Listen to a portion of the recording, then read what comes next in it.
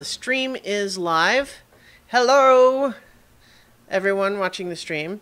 I'm Christiana Ellis. Tonight, we're not playing Dungeons and Dragons, after all, unfortunately. I'm Christiana Ellis. It's a new level. Not the Dungeon Master, I guess. Not for tonight. But we also have here Mark Kilfoyle and Starla Hutchton. Hello. We were planning to play Dungeons and Dragons, but part of the problem with adults playing Dungeons and Dragons is that it's sometimes difficult to have all of your players available at the same time. And unfortunately, we thought we were going to have enough, and then it turns out not so much. So we didn't want to just cancel the stream again, and we talked through a couple of different options for how we might spend our session this evening. And what we decided is that we're going to talk a little bit about a game called Bulldogs that I am planning to run a one-shot for, but also am considering for a possible future campaign. Let's see, I'm updating the stream description here.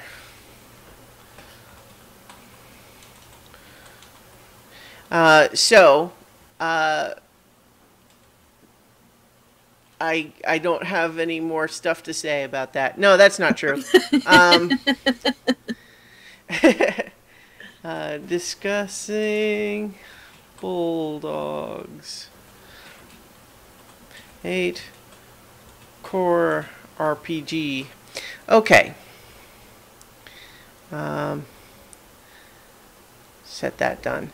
So, the basic idea of Bulldogs, as you can see from this cover, is sci-fi that kicks ass. And part of what appeals to me about it is that it is kind of got a focus on blue-collar space opera.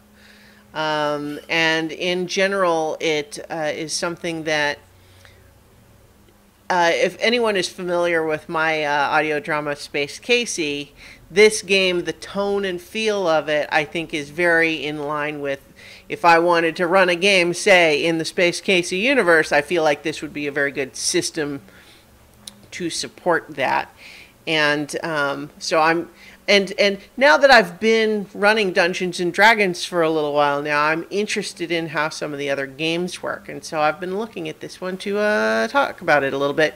So what I thought we might do is kind of make our way through the book here and start talking about how a game would run for this system, Fate, which it uses a slightly modified version of the Fate core system, as you know, opposed to the Dungeons and Dragons rule set. So we would talk our way through a little bit of like how that works, how it's different. And then play around a little bit with how character creation and the start of a game might work. We probably won't get to any like actual playing this time, but we'll see how it goes. So, how about you guys say what you think about that, so I'm not doing all the talking? Well, I don't have any frame of reference. Like, I've never done anything with Fate Core, nothing like that. But I am working on space opera myself. Mm-hmm. So, and it is blue collar. It even has the rodeo. It's great. So this might actually be kind of interesting. I'm not really sure what's going to happen here. So this yeah, should be cool. All right, cool. I've run some Fate Core in the past, and I just verified I did in fact back Bulldogs. I couldn't remember if I just picked up the PDF or not. It sounds fascinating. And Fate is a very flexible system, but it also does demand a fair amount of investment. It's very unlike most systems out there in that it's really, really rules light and very, very narrative. And I've seen it done a bit. Haven't seen it done super well, and I'm talking about the game that I ran. Just because it's a little hard to introduce to people who haven't seen it. So definitely good to have a setting which is easy to get meat into as well. Mm-hmm. Well, and the Bulldogs book here does come with a setting. So that's definitely something that helps. And I'll be using that default setting when I run like my first trial version. But it's got some cool stuff in here that we'll talk about. But just my own history with Bulldogs too is that a few years back, when it was kind of all in production, they announced a short story anthology along with the Kickstarter, and I actually wrote one of the short stories in it. And that I wrote that based on what they shared with me about the setting, but I had actually not played the game. As part of being involved with that, I ended up playing one session many years ago and kind of didn't know what I was doing at the time. And so learning it again it might as well be coming to it fresh. But I've been reading up on it, so I figure we'll waltz through the book here, see what there is to see about it, and just kind of talk about it as we go. So for one, it's 2016 is this version, but I think the original version, there was a previous one that came out earlier than that. I don't have all the facts and stuff history ready right at the moment. But so what we start with in this book, let me get this to where it's, there we go. That way we're not scrolling. We just jump from one page. That's a little better, I think. So as we start in this one, I don't know that we need to spend too much time talking about the setting in this one, just because, that starts getting into the weeds as opposed to the gameplay, like the details. But the basic idea is that you have these two huge empires that fought a long war, but now they're basically not actively fighting anymore, mostly because the war got so expensive that both sides kind of had to say, okay, give me just a second. And so there's the war basically just got too expensive to fight. And so now you have the two sides that both still more or less hate each other, but there's an agreed upon neutral frontier zone that's not, strictly speaking, within the boundaries of either side. And so that's the broad strokes of the idea. There's lots of different alien species and different cultures and so on. And so like this is the basic map here where we've got the Union of the Saldrala up here. We've got the Devolcamanchan Republic down here, and then the frontier zone in the middle. And then it talks a little bit about the different areas. And one of the things you'll see as we here, just let me adjust this so I can zoom in on it a bit more. Just I don't know if people are going to be able to read this at all. Probably not. It's fine. I'm not going to worry about it. But one of the things that we'll see, and actually let me go ahead and I'm going to make sure that you each have one of these to refer to on your own, just in case, just for ease of your own referencing. I've got my my copy open. Okay, here. great. Okay. And this is where, I have to embarrassingly admit that I don't know if I've actually opened this more than a few pages in the 2 years or whatever it's been out since the Kickstarter, but I considered it a good investment. There's a lot of Fate settings out there, by the way, that are actually free, that are a lot smaller than this. So if someone is interested in getting involved in Fate and wants a different setting or wants something simpler, once you know the basic Fate mechanic, it applies pretty broadly. Right. Yeah, so there's Bulldogs has this main book that you can get, and then they also sell, through their official site. There's a whole like campaign level adventure book that you can buy that has like a whole campaign with it's 230 pages something. So it's like that's a substantial product there, and then it also has an expansion that shows you how to add like psychic powers. To the game if you wanted to do that. But so one of the things that I wanted to cover, let me know if you don't get that, Starlight. It's a big file, so it might take a little bit. But as we get through and start talking about things, we're going to see it referring to aspects. And that's an important aspect of Fate games that we'll get into more as we talk about the mechanics and how it all works.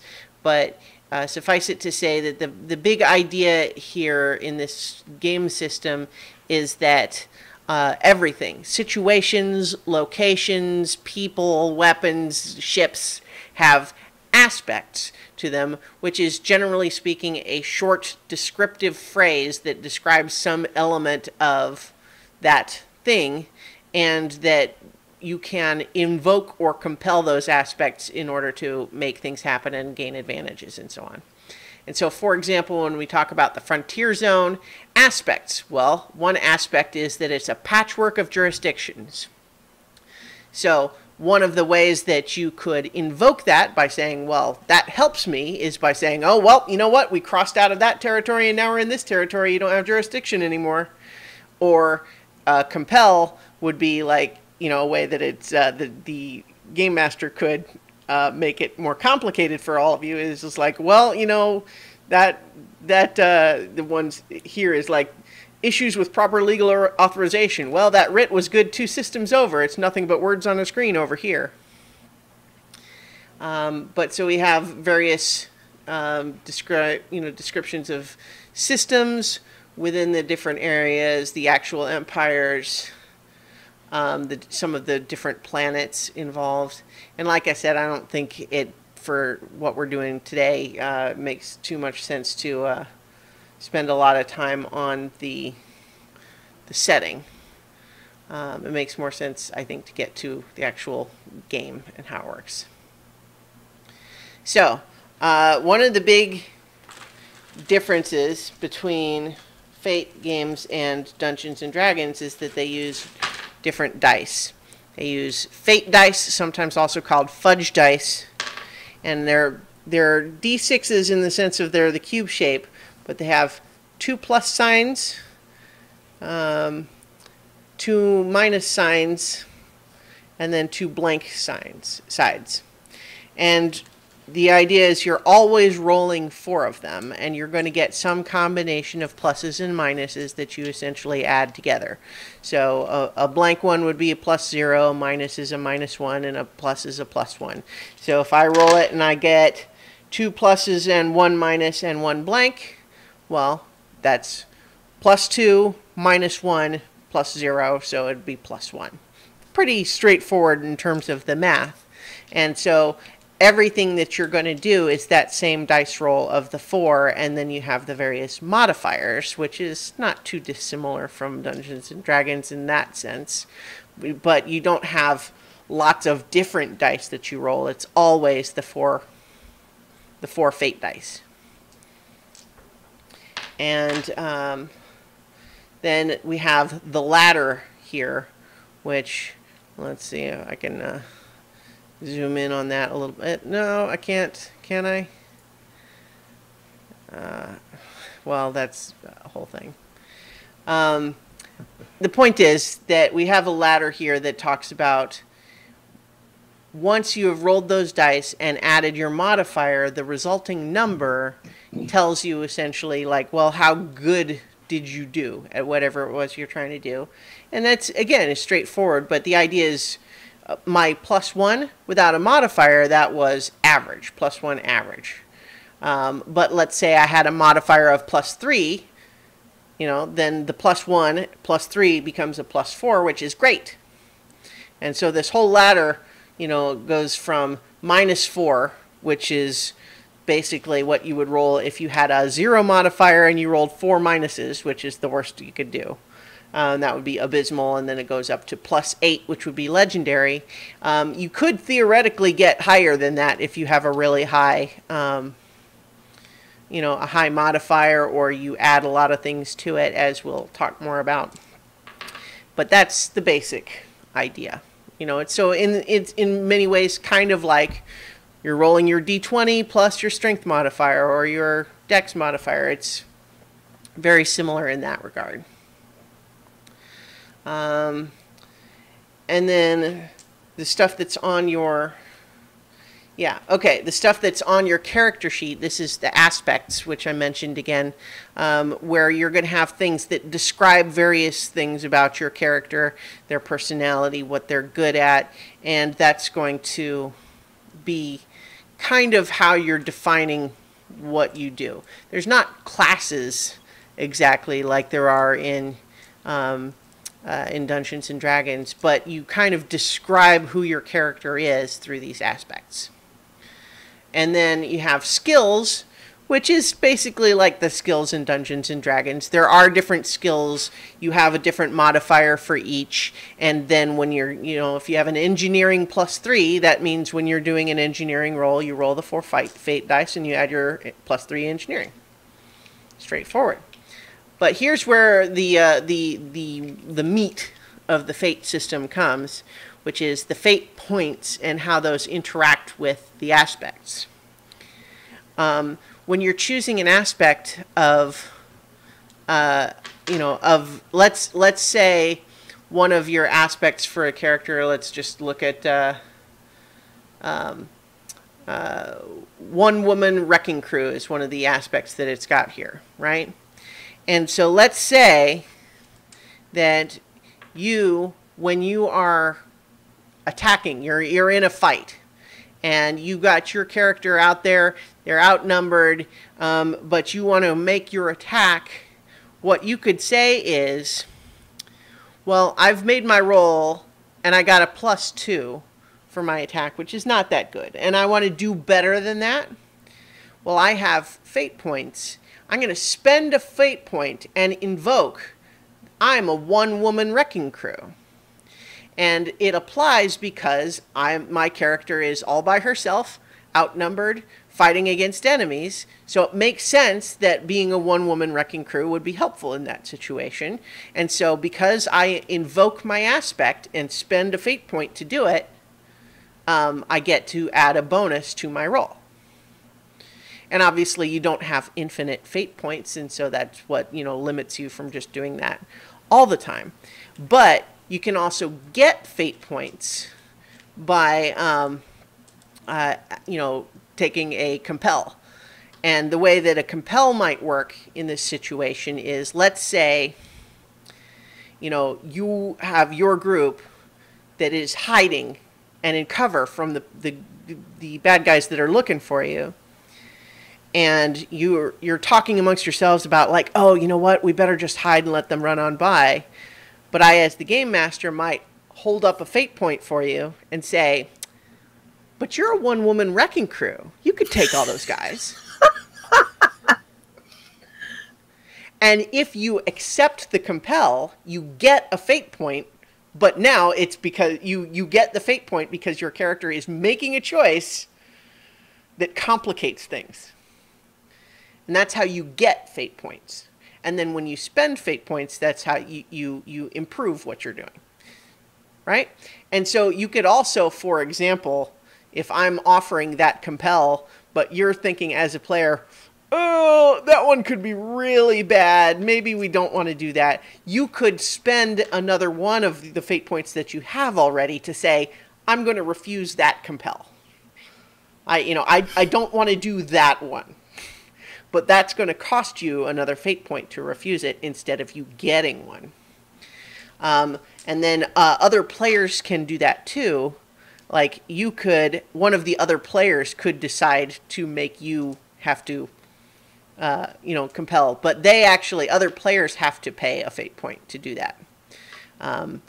Whereas the game master gets to do it for free. But one of the things that's interesting, I think, about this system is all of that applies to the NPCs too. So like when I create an NPC, they have aspects also. And their invokes and compels work the same way.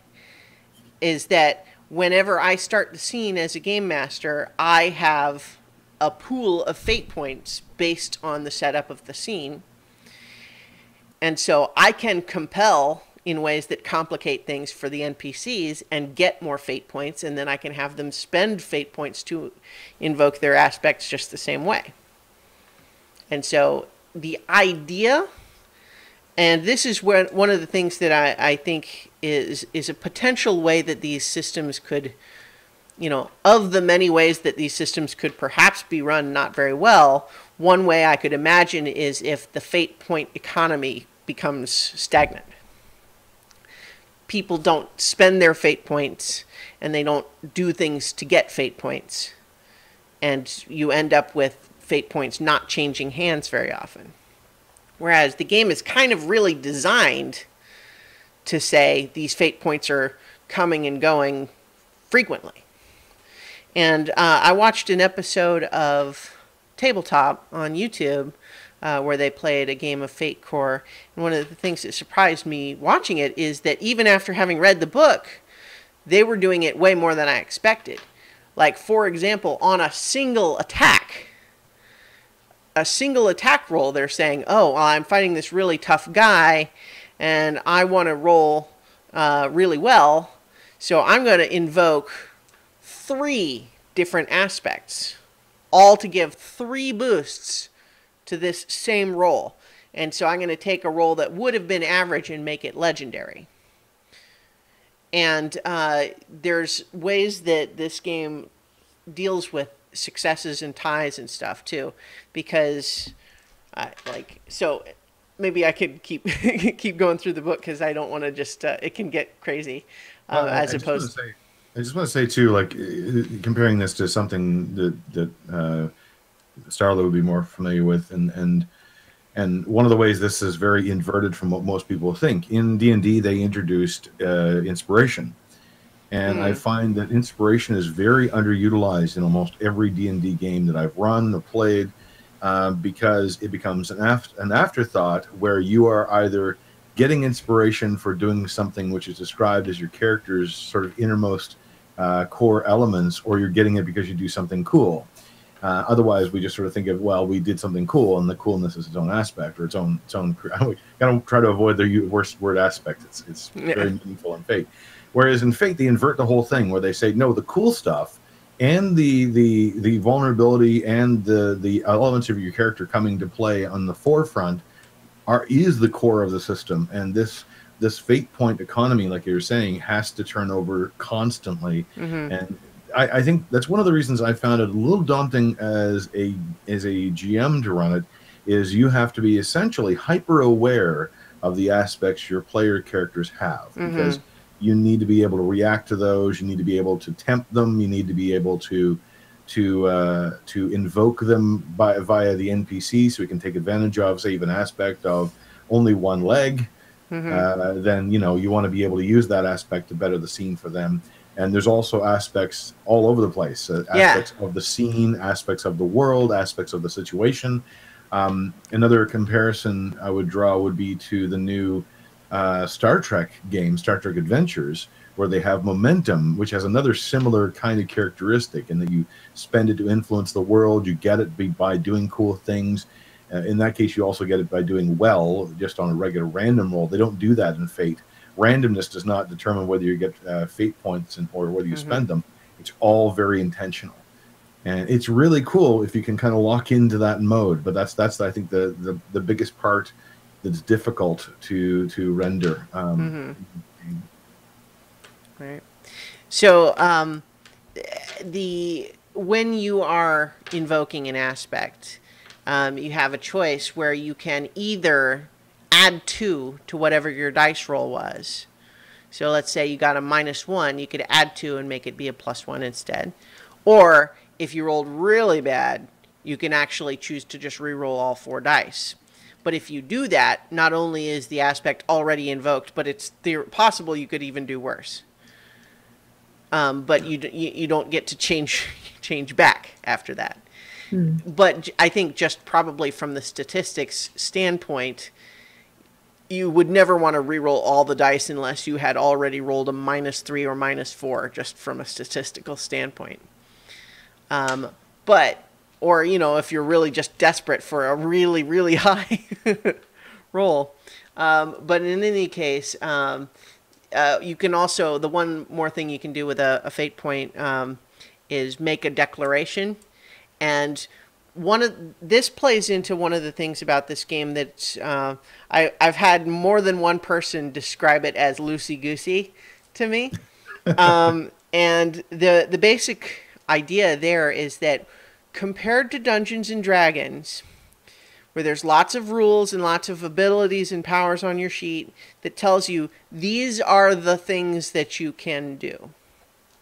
And for sure in the game, there's lots of stuff about like, oh yeah, well I take my sword and I kind of swing it around and I, get him right up under the chin, right? But that's all kind of flavor because you're really still just rolling the dice the same, right? Whereas this one is a lot more, any abilities you have are a lot more abstract, and it's more about really kind of just inventing it as you go from whole cloth, which I would imagine is possibly more challenging for some kinds of players because you really have to be more inventive instead of being able to look down the list of your sheet and say, well, I have this ability and this ability. You have to really be more like, oh, well, I think what I want to try to do is see if there's a, cover that I can sneak behind and then run up and football tackle this guy.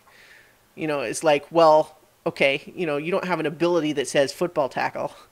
What you have is, you have a stealth score, you have a physique score, those sorts of things, fight score, but it's really all much more abstracted. But what you can do with a fate point is make a declaration to add a detail to the scene.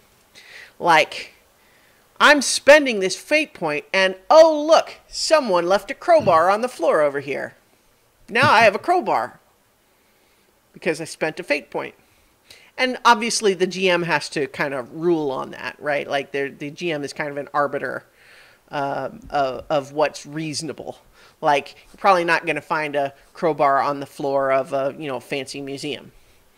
But if it seems like a reasonable thing that could be there, like you're in a, abandoned warehouse, might be a crowbar on the floor. If it's a reasonable thing, then you can spend a fate point and just make it true. Yeah, surrendering some of that narrative control to players is very crucial. And that's something that, from a GM's point of view, is also sometimes hard to imagine, because you're so used to, you are the arbiter of the rules and the world, and wait, how do you mean you just changed my scene that I didn't have that crowbar there? And that's another, I find the system so fascinating. I have yet to see examples of directly how it can be applied so well. Yeah, that tabletop you mentioned is really good, actually. Yeah, I really enjoyed it, but I also have struggled searching around on the internet for like, where are some examples of people playing this well that I can look at to see how they do it? There's not very many. Yeah. But so one of the other things that I actually think is really interesting about Fate and Bulldogs in particular is how they deal with health and damage and stuff like that. And we'll talk a little bit more about the details of this in a bit when we start talking about building a character. But the basics of it are, let's say someone, one of these bad guys comes up and punches your guy, and they roll their fight score to attack you, and let's say they get a +4. And you roll your fight score to defend, and you get a +2, that means they have essentially done 2 damage to you, 2 stress to you. Now, you have various conditions that you can add on your sheet that have little boxes that you can fill in with stress. So, for example, let's say that you have to absorb this 2 stress somehow, but you have 2 open boxes in your winded track. And what that means is, okay, I'm going to put the 2 stress that I just got there. And what that means is now my character is winded, like tired, right? And that is an aspect that can now be invoked against your character, which is to say, well, you really wanted to run all the way across the room this one turn, but you're winded. So maybe if you accept this fate point, or actually, no, I think these are free invokes. So it's like when you're winded, you don't get the fate point, but what you can do instead of getting a fate point by accepting that invocation is you clear the stress. So what you can say is, well, you didn't make it as far as you wanted because you were winded. But once you had something not go your way because of that, that's when you can clear it again and not be winded anymore. And then angry is the same. But then there's also stunned and broken, which are a little harder to clear.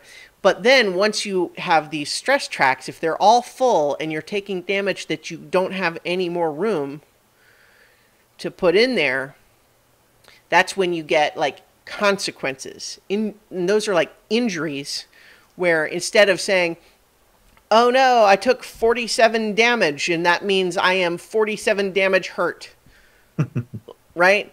Instead, what you would say is, oh, well, I don't have any more room in my angry and winded boxes, so I'm going to accept a mild consequence that says, wow, he really clocked me, so now ears are ringing. And that's a mild consequence that stays on there basically to the end of the scene or until you do something about it. And again, it's an aspect that can be invoked against you. You know, it's like, well, you know, you can't quite shoot straight because your ears are ringing. And that, I think that's kind of interesting. Instead of having your health be purely abstracted as a number, it's, you know, they make it a little bit more meaningful in a way that can be very flexible, but also kind of in a lot of ways adds to it feeling serious.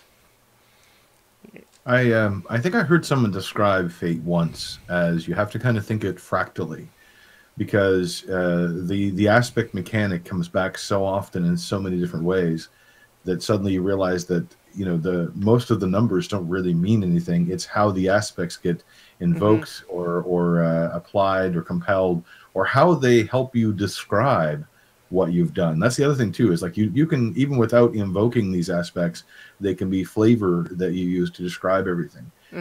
There's almost no numbers when it really comes down to it. It's all about that story.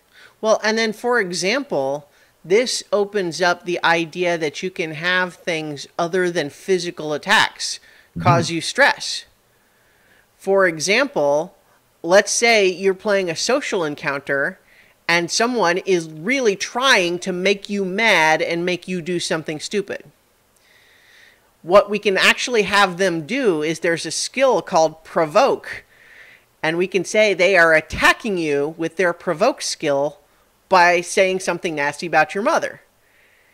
And they can get a certain amount of stress against you that might go into your angry condition. And if that makes you angry, then a compel might be, you are so angry you punch that guy in the face. And then you get dragged off by the security guards. Or you become apoplectic and you can do nothing but sputter ineffectually for the rest of the scene. Or it's delightfully open-ended in such a, again, there's only a few constraints. It's delightful. It's kind of the very definition of elegant system. Yeah.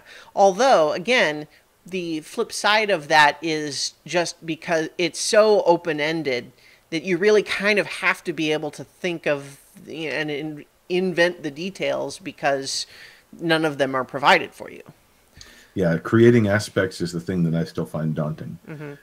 Because a good aspect, and I don't know if you want to talk more in detail about that. Well, yeah, we will when we get to like the character creation stuff. It's a very interesting process. But again, like aspects can be applied to everything, and there can be temporary aspects. Like, let's say there's too many of these guards. We need something to cover our escape. I'm going to shoot that exploding barrel over there and try to start the building on fire.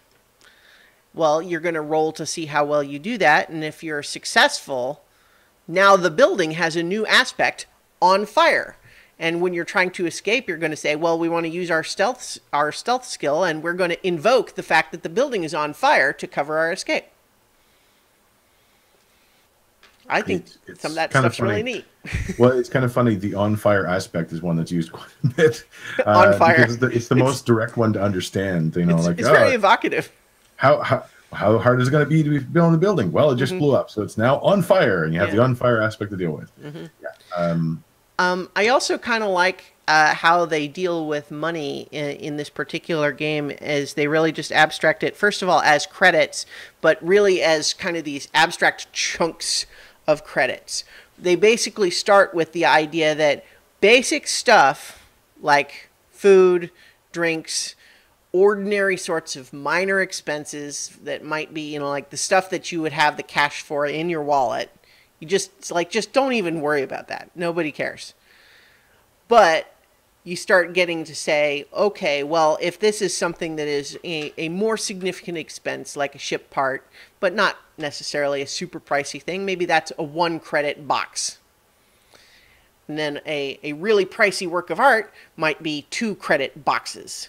And then like a super extreme expensive, like, Tesla Roadster, it might be 3 credit boxes. I don't know why Tesla Roadster is what came to mind there, but whatever. I think it's because of the Silicon Valley season that just finished. They were dealing with the Tesla being really expensive. But it also provides an interesting bit of a mechanic for character advancement in this game, because the idea, first of all, well, we'll get more into this when we talk about character creation, is that everybody in a Bulldogs crew is a Class D employee of the Transgalaxy Corporation, which is basically crap work. Nobody ends up there unless they have made some poor decision in their life. It's just not a good place to be. But you are essentially an indentured servant. You have a contract that you have to be able to buy out in order to get out of that job. And so the idea is, if you ever earn enough money to have basically 10 credit boxes open, you can buy out your contract. And that's essentially like, you win. You get to leave Class D and not be a Bulldog anymore.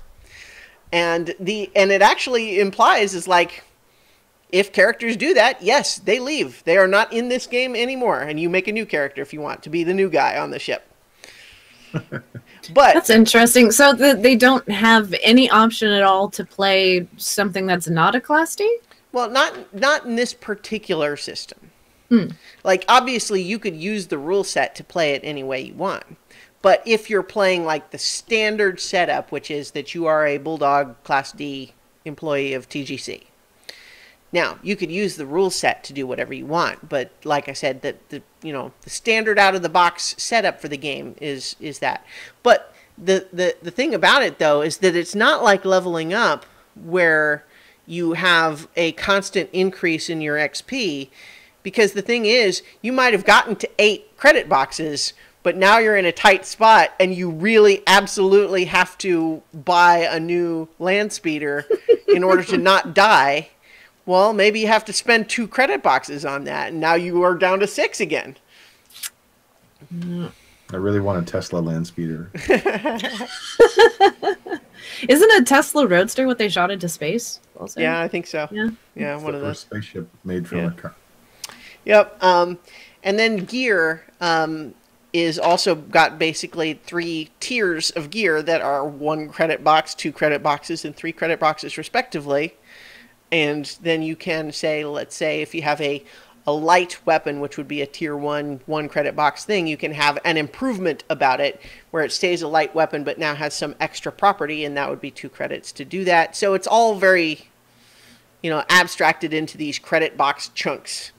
But, I kind of like that. It just keeps things simple. So here's where we talk about, like, these are the different kinds of aliens that you are, included in this basic game. But it actually also has a whole thing in here for how to create your own alien species that would have its own abilities. And so there's our Subarans, which are basically the human stand-ins. That they're essentially the humans of the setting, but they're called our Subarans. So here's the Arsubarans. And so, for example, when we start saying typical Arsuberan aspects. Well, there's center of the universe, which is, if you were to invoke it, you want and deserve attention. Hey, everyone, look who's here. And you could, be gaining a lot of attention that way because that's just who you are. Or you also draw attention to yourself without thinking. And then there's different abilities, like there's a familiar face because in this setting there's lots of Arsuberans, and so basically you get kind of a bonus to Arsuberans like dealing with other Arsuberans. So, and there's lots of them, so you can basically say, if we need to find a good mechanic who's going to treat us nice, there's a good chance that there's going to be an Arsuberan one who will treat me nice because I am one. That's kind of like one of their species abilities. And then there's these Dolomites, which are these three-armed, three-legged guys that are kind of heavy hitters. Hakragorkans, who are basically, like that. You can see they're, big, tough, strong green guys. Ken Reeg, who are kind of they're the con artists and bards of the setting, so to speak. Meaning they're kind of known for being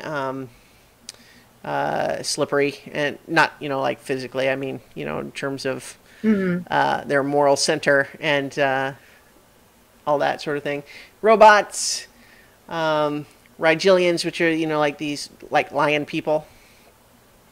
And when we'll come back to some of the other stuff that's in here when we talk about creating a character, because so each of these setting things are talking about, first of all, a basic description of who they are, what they're like, what's their culture like, where are they from, example names, and then example aspects of things that you might choose as aspects for a character made of that species.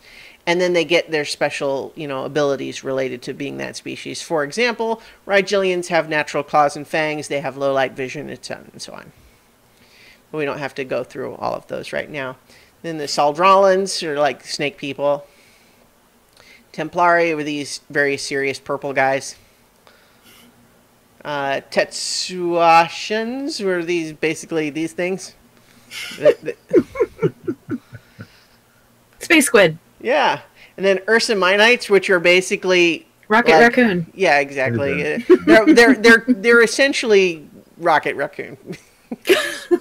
But the idea is that they're like teddy bears, but they're kind of foul-mouthed and universally reviled because they're just awful. Rocket raccoon, yeah.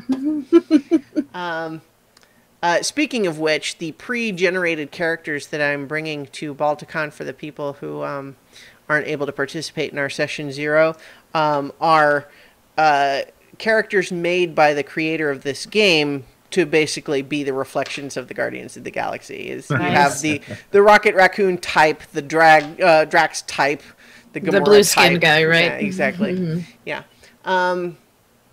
So, and then you see creating your own species. You look at the physiology, the history, psychology, and then there's a bunch of different abilities that you might choose, like say, oh, this particular species has fast healing, and it assigns a score to these various things because it affects how many fate points you start with in a session. Meaning, if you have a lot of abilities, then maybe you don't need to start with so many fate points. I need to get a drink, I think, because I don't have one and I'm talking a lot. So crew creation. So I think maybe we'll go through that next to start talking about some of the more specifics. But let me get something to drink real first. So Starla, what's your impression so far? It's interesting. It's just from a storytelling point of view, I can see so much potential for this. I think it'd be super interesting. I mean, just some of the aspect prompts that are listed in the PDF here, just already thinking of stuff, Yeah, they're very evocative, and that's kind of the point. And they're very descriptive, very much a personal element of your character too. So there's so much opportunity to customize. And then, of course, the GM can customize the world and the ship and all of them with these wonderfully crafted aspects. Yeah. This system is really designed to be even more of a collaborative exercise than say D&D, where D&D, it's very easy for it to be very much like, you know, the DM creates everything in the world, and it is, you know, they are God, so to speak, of the world, and everyone else is just doing their character reacting to that world. Whereas these Fate games are really designed to be much more like the game master is kind of creating a general setting, but the players might frequently chime in with adding things too, like, well, what if it were like this? Yeah, I think that sounds great. Let's do it like that. Yeah, one of the other Fate games I played was the Dresden Files game. And that one also includes, before character creation, it includes everybody getting together to create the city as a character. And in that one, you're creating aspects of the city, you're creating people that are tent posts of the city and what their aspects might be. And then when you go to create your character, you have some idea of what the world actually is. You can, with the overall, of course, background of Dresden Files, but then you get your city and see how that specific city works. Mm-hmm. It's really quite neat. So, as we get to this crew creation section, that's where things start kind of happening in an order, right? And so, one of the ideas of what you would do in a session 0, and again, this is much more tuned to need a session 0 than D&D, where you can benefit from a session 0, but you could also just have a generic setting that has nothing to do with any of the individual characters. Each player creates their own character in isolation, and then everybody just shows up. You can absolutely do that in Dungeons and Dragons. It would be much harder to do that in a game like this because it's much more designed to be built around everyone is already on the same page when you start.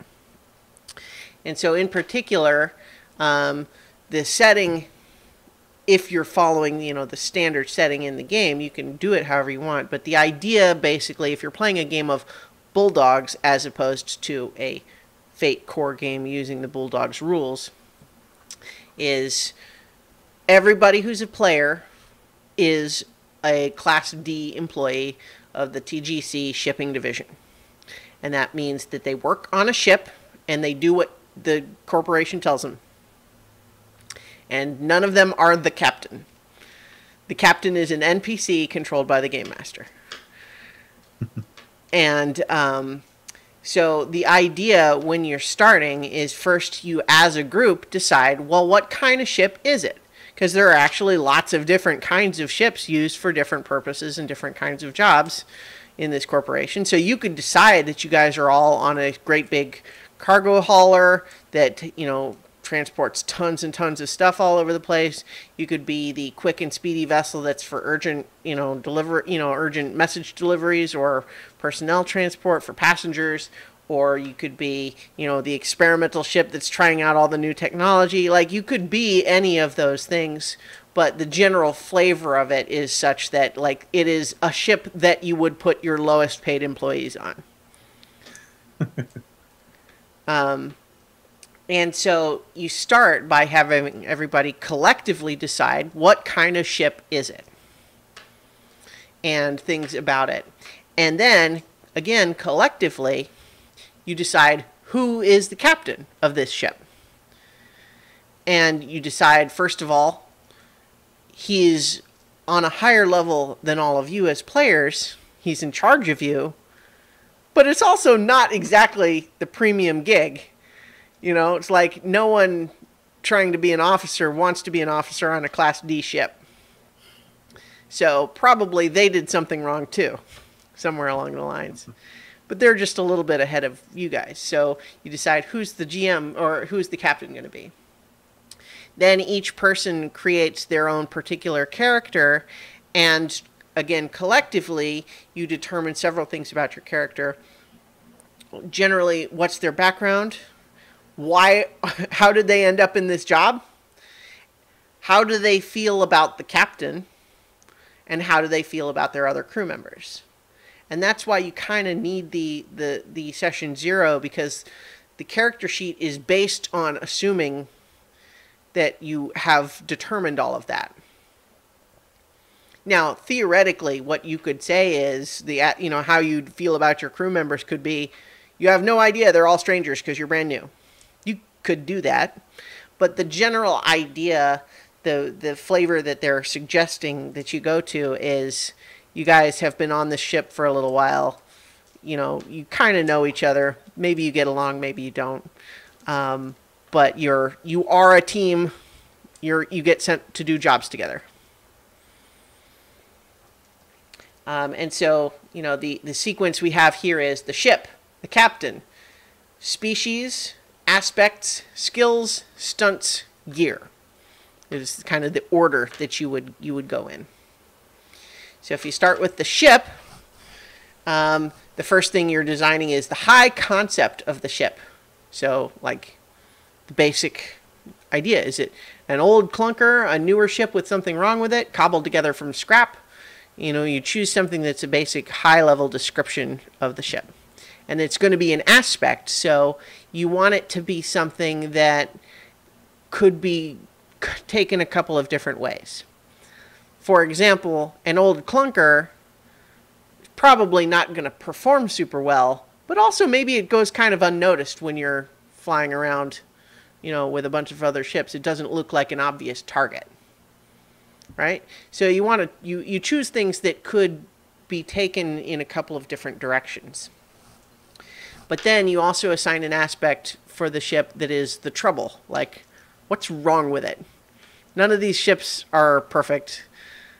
It wouldn't be used in Class D if it was perfect. So what's wrong with it? What's the trouble aspect?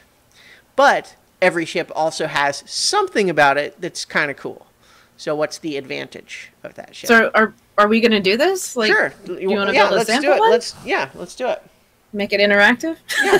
No, I think that's great. I wasn't, I didn't plan this session extremely well, so it's like I don't. But yeah, so let's. It's like I don't have these dice or anything, so. No, that's fine. Yeah, so let's walk through it like this. So let's just say, okay, let's imagine that we are building the ship that we're going to play with. What kind of ship is it? What's the high concept? So I have an idea. What if it's a really nice ship? Mm-hmm. But, like, it's... what we don't know is that it's supposed to... Like, we're basically bullet sponges. So it's a nice ship. Like, a really nice one. Only maybe all the weapons have been... taken out or disabled in some way. So, like, it's the ship that is really nice because you get sent to all the most dangerous places? Is that what you're thinking, or?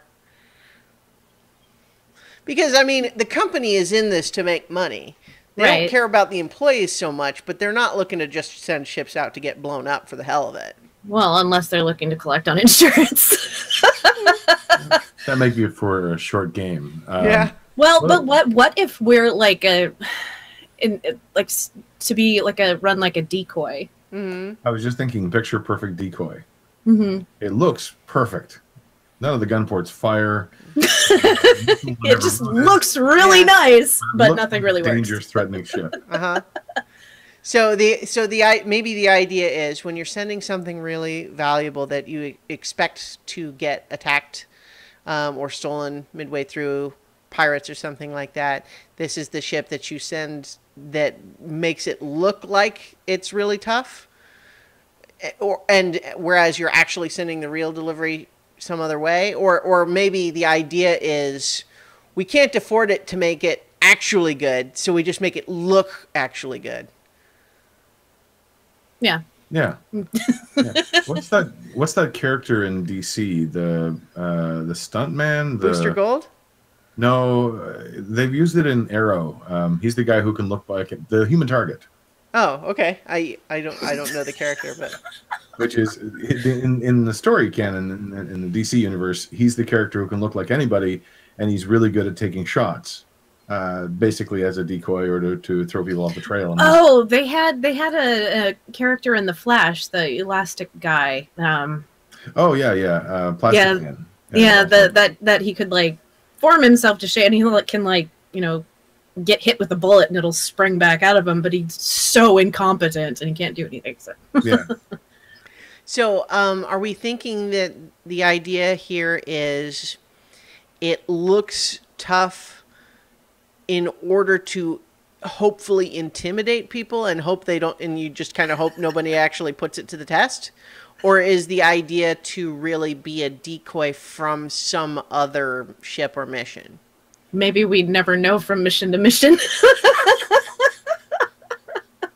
I mean, we just know none of the shit works. I'm kind of thinking that an interesting pair of trouble and advantage for this would be nearly toothless as the trouble, but tough as a barn door or something like that for the advantage. So it takes a lot of hits because it can't shoot anybody back.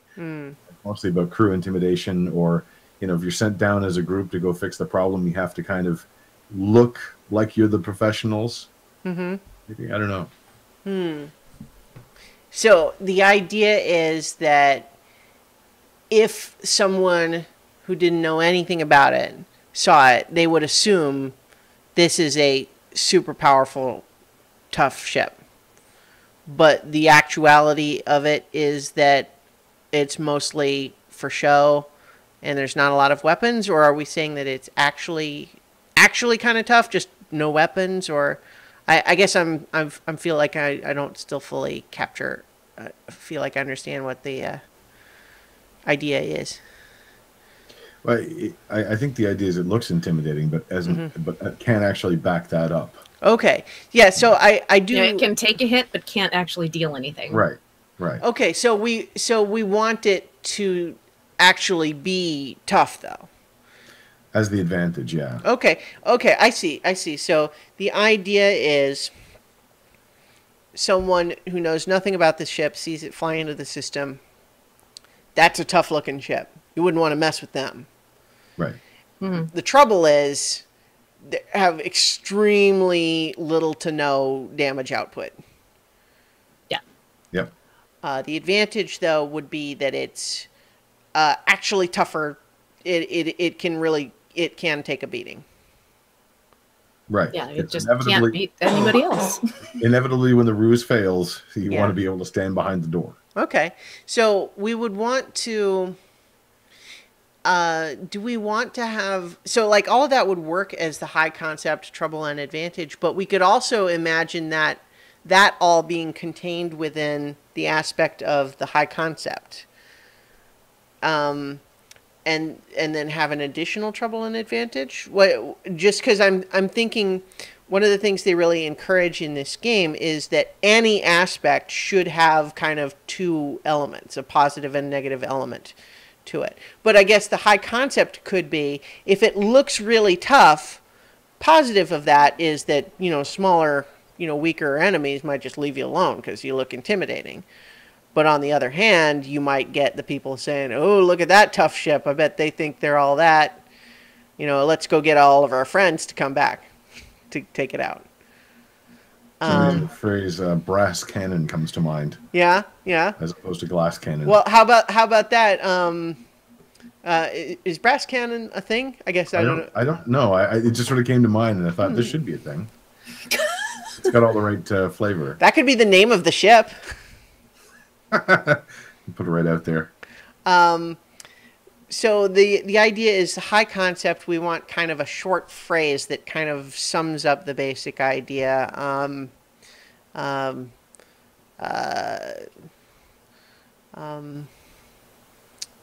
All bark, no bite. I don't know. What do you guys think? We can't really think of anything better. I don't know. Or we could just say... how about your best offense is a good pretense? That's good. Nice. Okay, so the high concept best offense is a good pretense. And the idea, what that means is that it's on the surface of it, if you don't look too close, looks like a super tough, is it like a battleship, or is it just looks like a formidable cargo ship? I I think probably. I don't think a battleship. You wouldn't want to necessarily have one that looks like it's ready for war, but Hmm. maybe kind of it looks like it's a Corvette. Yeah. Might even be a former Corvette of the Yeah. line, but now it's converted to cargo. Okay. So the idea is it looks the high concept. Best offense is a good pretense, and what that means is it looks very powerful and really tough. And so we could imagine that going, both ways. Like, people maybe would be intimidated, don't want to take us on, but also it's potential that, people would, feel See it like as a challenge. I could see Bulldogs missions being sent to fix the reputation. We can't let the reputation go bad for the ship because if a word gets out that we can't shoot back, that'd be bad. So you guys have to stop that other ship, yeah. or you have to stop that guy or whatever.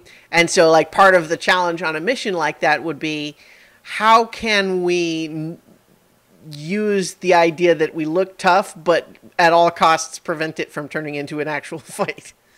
Yeah. And then the You have to trouble, get some good negotiators on board. the Or trouble could magicians. be, yeah. So the trouble could be mostly toothless, or even just toothless. I'd kind of be mostly Mostly toothless, toothless, so that you can invoke it as we're mostly toothless, but we have this one thing. Right. Yeah, we have the ability to fire a warning shot. Just one. Right. Oh, I like that. That is kind of funny. Like it. So we sort of fired the, our warning shot. Yeah. Only warning shot.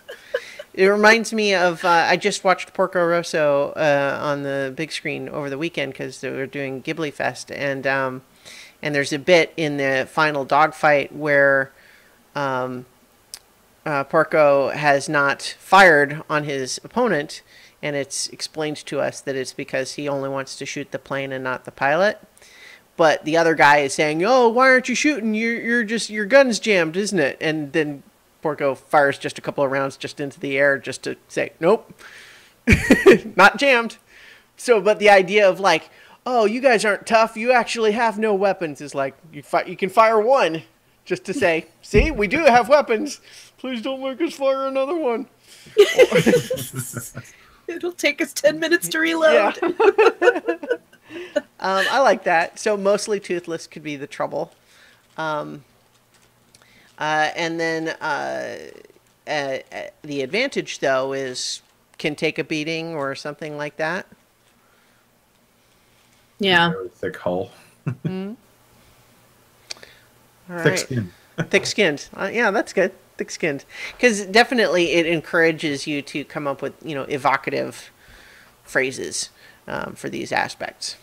Yeah, I gotta say that the part of my brain and heart which is completely dedicated to punning, very much attracted to aspects for that reason. Yeah, yeah. So so now we need to name the ship. Is it do we want to go with brass cannon? I kind of like the sound of it. Well, when is the setting for this, like, time-wise compared to, like, is this like a very futuristic setting? I'm Technically guessing? speaking, it's not even future Earth. I mean, humans are Yeah. not even called humans. They're Arsuberans, So it's like, it's, Well, maybe the word brass is something that the owner of this ship, like, uncovered in it's some ancient reference to something, because nobody actually knows what brass is. So he thought it sounded cool. yeah, I like that. So our ship would be, the brass cannon, which is the best offense is a good pretense. The trouble, mostly toothless. Advantage, thick-skinned. I kind of like the idea, like, people are discussing, why do they call it the brass cannon? Oh, that's because it's such a beautiful, elegant weapon. As opposed to, Yeah. if they ever fired it, it would melt. Yeah. Yeah, so and that's so I like too the idea that I'm really sort of in love with the idea that brass cannon seems like it ought to be an actual phrase or idiom. It seems like it ought to, but it kind of invites people to say, okay, but what does it actually mean? I like that. Okay, so and so basically those aspects would mean, for example, if we were getting into, a ship-to-ship battle, and we were as a crew trying to defend against enemy fire, we could put, for example, gain a bonus to our defense roll by invoking our ship is thick-skinned. Here's our fate point, and now we get a +2 to our defense. And I can imagine our worst and best offensive maneuver is when someone yells "ramming speed." yeah. So that's kind of how the basic ship creation works. And they have stuff later too where you would like sort out mechanically speaking, like what's the size of the ship, what actual weapons does it have, and that sort of thing, which is still pretty abstracted, but you could get a little bit more specific. So next would be the captain. And we want to establish a couple of things about the captain, aspects for this captain NPC that would be run by the GM. One is Class D qualifications. Why was this person hired to run a Class D trans-galaxy freighter? What kind of person ends up as a captain in Class D? What sort of past did this person have that got them here? No one aspires to be in Class D, not even the captain. And so who is this person and how did they wind up here is the idea. Is there a sense if they're on their way up or on their way down? Well, it could easily be either way. Yeah. We could have it be like company man, someone who instead of buying their way out of their contract is actually trying to work their way up the ladder. I almost like the idea that it's a former war hero who was actually a failure. Mm-hmm. And so he's got that bluster, kind of like the ship itself. One of the example aspects they have in this category is actually called Broke War Hero. What about someone who tried to sleep their way to the top but wasn't very good at it? Yeah. What would be an evocative way to say that? Like what do you mean? Well, so we want to define it as an aspect, right? So we're looking for a relatively short phrase that could be descriptive, or it could be like a phrase, but it's something that's meant to evoke that quality about this character. An inability to judge. I don't want to say character because that's not quite what I'm going for. An inability to judge that person's like actual political clout. Does that make sense? Sleeping their way to the bottom. Sleeping their way to the bottom is good. I was thinking like slept with the wrong boss, or or the boss's daughter, or son, as it were, or whoever. Many Sleeping your way to tentacles. the bottom is good for like in terms of subverting a known phrase. Yeah. Sleeping your way to the middle. Sleeping your way to the middle, I think, is good because they are above the regular employees, so they've gotten somewhere, but it's also a place that it's not obvious is great, So, but it captures that idea that that's what they're trying to do, and that it has been imperfectly successful so far. Sleeping their way to the middle. That could be Class D qualifications. Is this a man or a woman? Or an alien?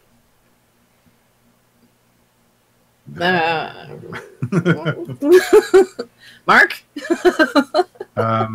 You mentioned one species. I think it was the Kenri. The Kenrig, yeah. Is that? Those were the ones that were like the con artists.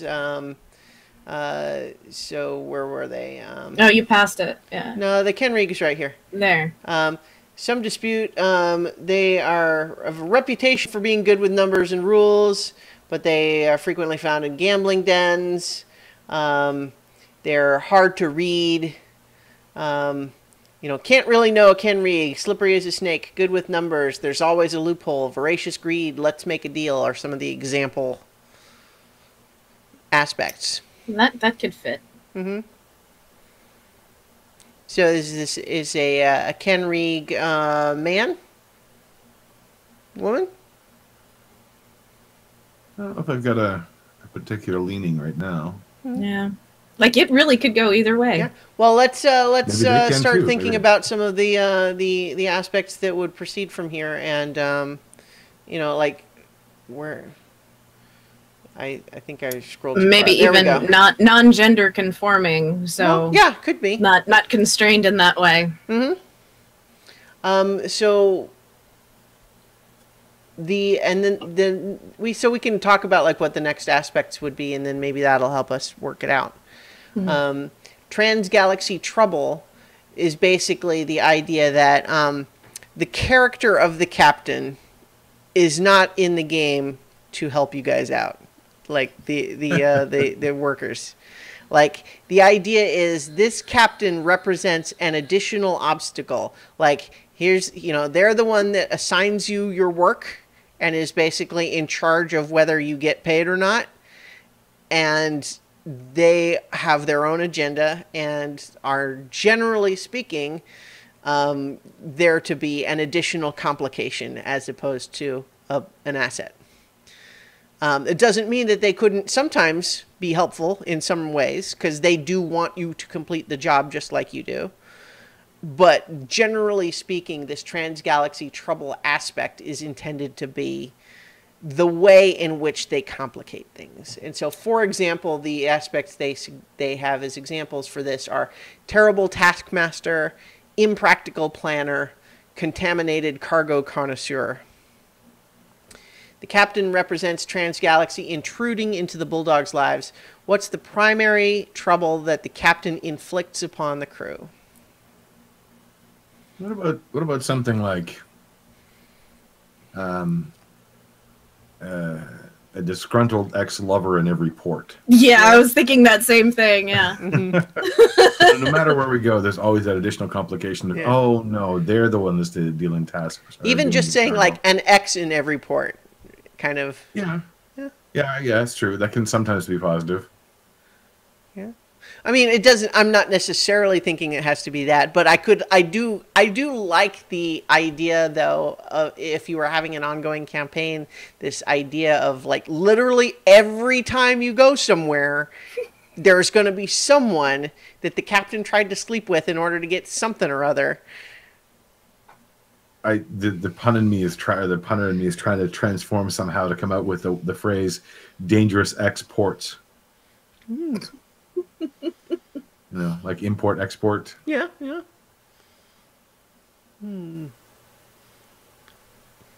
Importer, exporter, mostly exporter.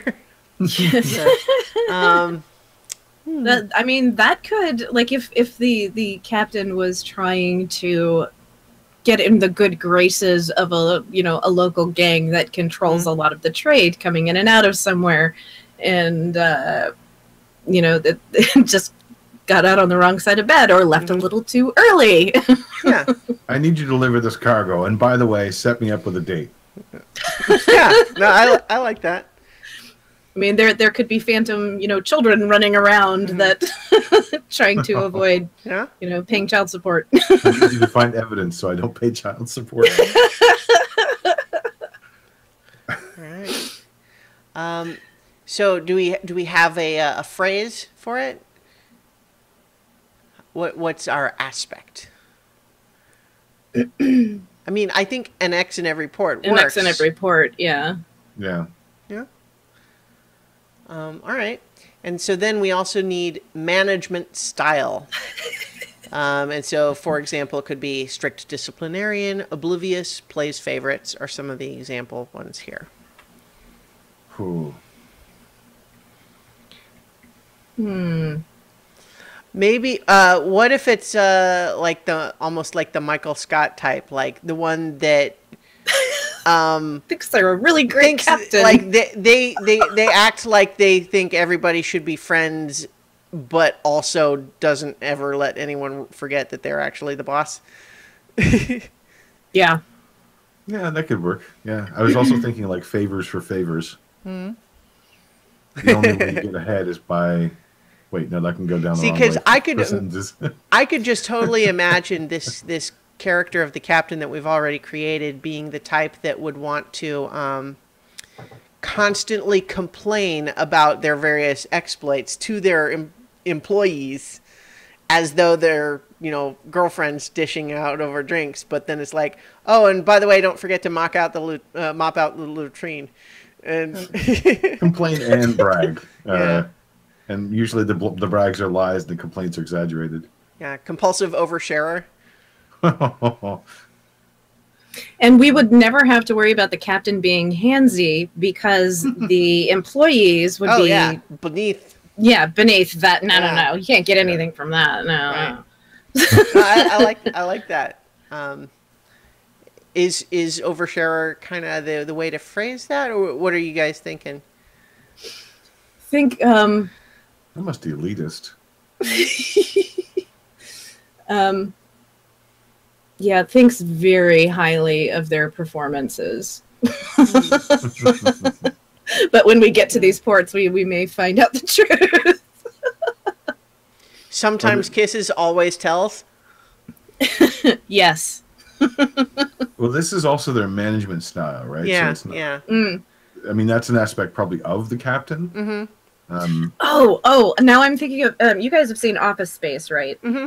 Yes. So, yeah, I'm going to need you to come in on Saturday. We could just have the management style be Lumberg. Yeah. I feel like I feel like that, that's enough, because the idea for these aspects is just, to evoke what we mean, right? Right. So if that's the flavor we want, any work. so is like that. So that could work. I mean, it's a little different than the Michael Scott type, but it doesn't. We're not attached to that. Mm-hmm. Yeah, I definitely could agree for the time being. Anyway, like we're not. You want to belabor these two because sure. Yeah, it's right. Just for fun. And right? you can always come back to and adjust them. Sense. Yeah. So now that we have kind of defined the ship and the captain, that's going to be sort of the setting and main complication for the characters. This is where we would get to how we create the individual player characters. And so we start with. Is there a like a character sheet where you would write all this stuff down? Like, do they have any examples of that? Yes. And so, for example, let me. It's the very sideways. end of the character sheet has, or So let's. That's at the end of the book. I see. Yeah. Let me. So there's the ship record, character record. Yeah. Okay. It's just it's hard to picture this like in an abstract kind of sense. Yeah. You're talking about the boxes and stuff. Trying to figure out how to make this. There we go. Yeah. So, for example, this is the ship character sheet. And so we can see that we've got the high concept of the ship, where that's where our, the best offense is a good pretense goes. We have the trouble, which is the mostly toothless. The strength, which is the thick-skinned. And then the captain. Oh, we need a name for the captain. Something gender neutral. Well, we didn't decide on a race either, did we? Well, I think we said Ken Reig, and there's some example Ken Reig names that we could go. We just could go and look at. Yeah, I don't have an easy way to open up a second example of this, but so some of the Ken Reig names. See, when I'm showing this on the screen, it makes it harder. You know what? Let's see. Yeah, I've got. Yeah, so Ken Reig names. Benny, Billy, Dizzy, Dougie, Drew. Well, Dizzy could be either male or female. Like, I don't. Yeah. Dizzy Stardust. Dizzy Stardust. I like that. Dizzy Stardust. That's great. And so Class D qualifications was the slept their way to the middle. Yeah. Yeah. The Transgalaxy Trouble. What was that one? An X in every port. Yes. I think is what we're saying. And then management style Lumberg. I like that. And then so the brass cannon was the name of our ship. So size, engines, maneuverability are, different scores, and then we could get upgrades and weapons that, that could be established further. And so as I was mentioning earlier, note that we have in conditions, crippled here. So for example, if our ship were in a fight and taking stress from attacks, we could, fill out these to take the crippled aspect. But then we're working on maybe fixing it as we go, and something bad happens to us because we were crippled, that would clear the stress from there. But if we're taking additional attacks, we've already filled this up, we might have to take a mild consequence or even a moderate or a severe consequence in order to absorb that stress. But those mild consequence might be leaking fuel, or moderate consequence might be there's a hole where there shouldn't be a hole. Something like that, right? We lost the pool again. Yeah. And that's kind of how that works. And then as far as fate points, we talked a little bit about that in terms of individual characters already, but the ship and the crew also have a collective pool of fate points that is separate from the individual player fate points and is designed for when you're doing something collectively. All right. So then if we're getting into our character sheet, we have, we can talk a little bit through here.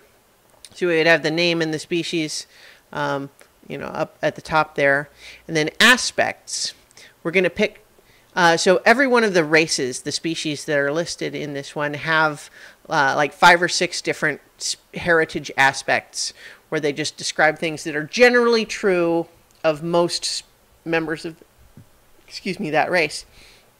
And the idea is that you pick the 2 that you feel like best sort of describe who your character is of those, or you can make up your own. You do not have to use the ones that are on that list.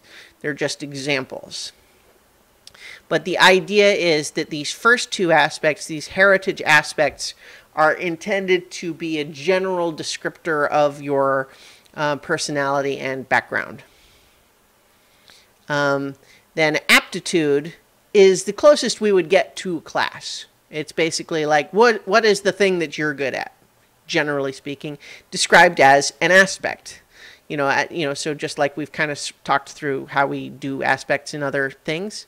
Well, what's the aptitude of the character, and then the class D is, so how'd you end up here? Because so just like the class D qualifications for the captain, the idea is you're a hotshot pilot, so why are you working this crap job, right? Or hey, you were an up and coming astrophysicist, so how'd you end up here? And I slept with the captain of this ship. That would so that could actually go into, because one of the next aspects we would do is captain, which is intended to be an aspect that reflects your relationship to the captain. And then you also assign 2 aspects for crewmates, and this is again why we ideally would want to do it as a collective group, is that you want to say, okay, well, how do you feel about at least 2 of your crewmates? And you would have a relationship based on that. And then so those are the aspects that you would assign. And then you have your skill pyramid, which is at the bottom here, where there's a list of skills, and we'll look at the skills here in a minute. But the idea is that your best skill is going to be something you have a +4. Now you can see on this sheet there's a little grayed out +5. That's because if you're playing long enough to have, essentially leveling up, you might get to a +5, to have like a +5. And so it's got a space, but generally speaking, you would not have a +5 when you start. So you're choosing from the list of skills. You're going to have a +4. You can have 2 +3s, 3 +2s, 4 +1s, and so on. And the general idea is that there's going to be some skills that if you don't have it, you can't really train on it. Like, for example, science. If you don't have anything for science, you're generally not going to be able to roll on, do you know the obscure scientific knowledge needed to do a certain thing?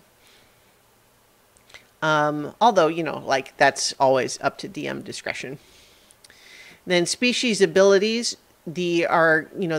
every species has its own set of abilities that would go in that little spot. And then based on the starting refresh that you get as a starting character and how that's modified by what species abilities you have, you get the refresh. And the refresh is basically how many fate points do you start with in a session. And then you gain them and spend them as you go is the idea. And then stunts are basically, you know, special abilities where it's, again, kind of like an aspect, but the idea is that it's something that you can do special in certain circumstances. For example, if you wanted to say that you have a will of iron, and so what that means is that you have a resolve skill that's better than your fight skill, but when someone is fighting against you, you can defend with resolve instead of fight, which basically means that you just let them hit you, but you can take it. For example, would be a stunt. When normally you would have to defend with the fight skill if you're fighting someone, but if the idea of your character is that no, you're just so tough you can just take it, so you let them hit you, but so you could defend with resolve instead of fight, and that would be an example of a stunt. And then you have the conditions, you know, winded, angry, stunned, critical, or, you know, broken, consequences, mild, moderate, severe, and so on. But I'm going to change the screen back to the other thing because I can't read it this way otherwise.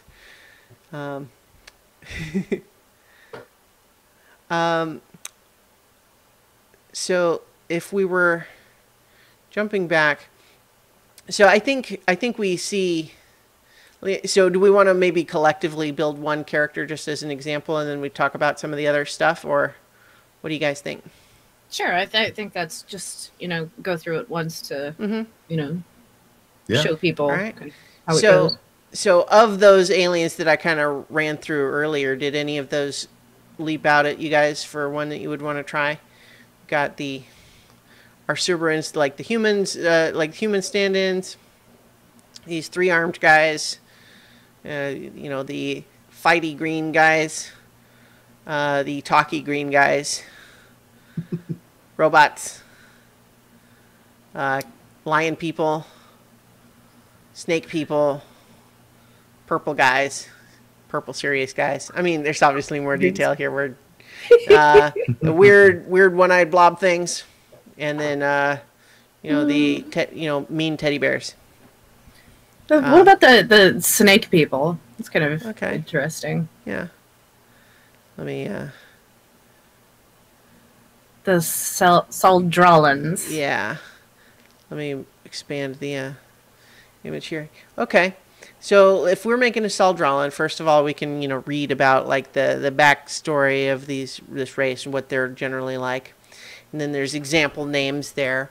But so the typical Soldralan aspects, and we would be picking 2 of these to go in the heritage field. From the Union, which means that, you know, you are from one of the 2 big empires that, you know, we talked about here. So an example invoke there might be that, you know, hey, that makes you kind of important because you're from this powerful place. I've got friends back home who could make your life miserable. Or a compel could be, the Union's got more of its fair share of enemies here. A Soldralan, huh? Well, I'm going to make you feel what the Union did to me back on Reki Prime. You know, lidless gaze could freak people out or intimidate people. Ruthless. Efficiency, expansion, power. Tolerant. You can get along with anyone. Flexible morality. And so we could pick 2 of those, or inspired by those, we could make up 2 of our own. Or mix and match. What about tolerant and flexible morality, because if you have flexible morality, you really could get along with anybody. This could be just like a very easygoing, non-judgmental. Hey man, whatever you want to do, you do you, man. I'm gonna be over here doing me. Okay, yeah. So it could be the two heritage aspects. Tolerant, and the examples here, you know, like you can get along with anyone. I don't mind his particular habits. He has an excellent eye for investigation. Or as a compel, you may miss problems that actually demand attention. His gambling wasn't an issue before. And then He just wants to love, man. That can't be so bad. I kind of love the idea of our hippie stoner snake guy here. Flexible morality, you know, doing bad things just doesn't bother you, but you don't understand why something is bad. I'm confused. You didn't want to sell your vintage discs? The profit was exceptional. Yeah. I like that. So we could say that those two are the heritage aspects. So we've got a suggestion from the chat. Mother Dragon at first had voted for the evil teddy bears, which I appreciate, but has a name for us, which I think we can adjust very well to Soldralin. Yeah. The name is Spicoli. Yeah, you're gonna be Spicoli or Spicoli. Spicoli. I don't know. Yeah, that's good. Or Spicoli. Spicoli. Yeah.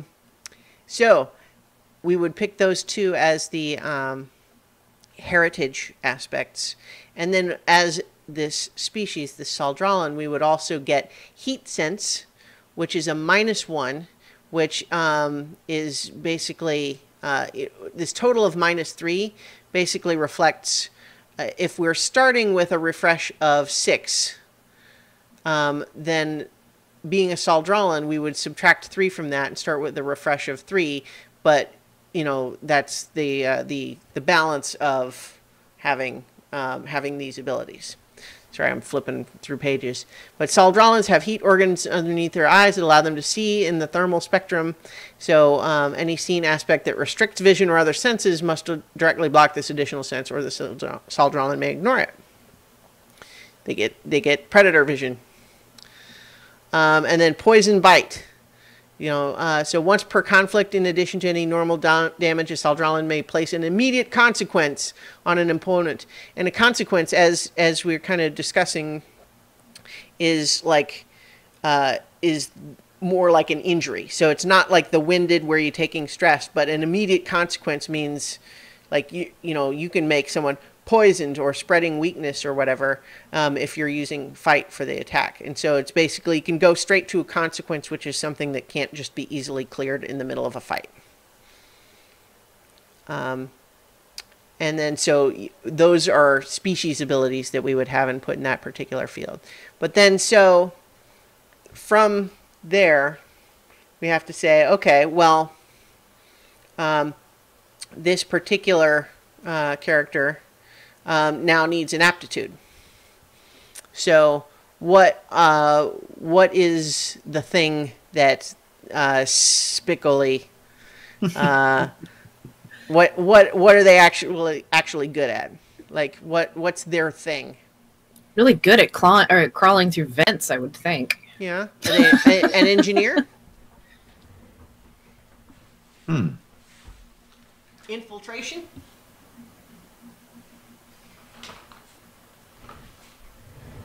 Espionage. He's a spy. Yeah. We could, I mean, that could absolutely be a thing. We could even have that be part of the backstory of, like, because we're going to talk in a minute about, like, why are they working in Class D? Maybe they got disavowed or something.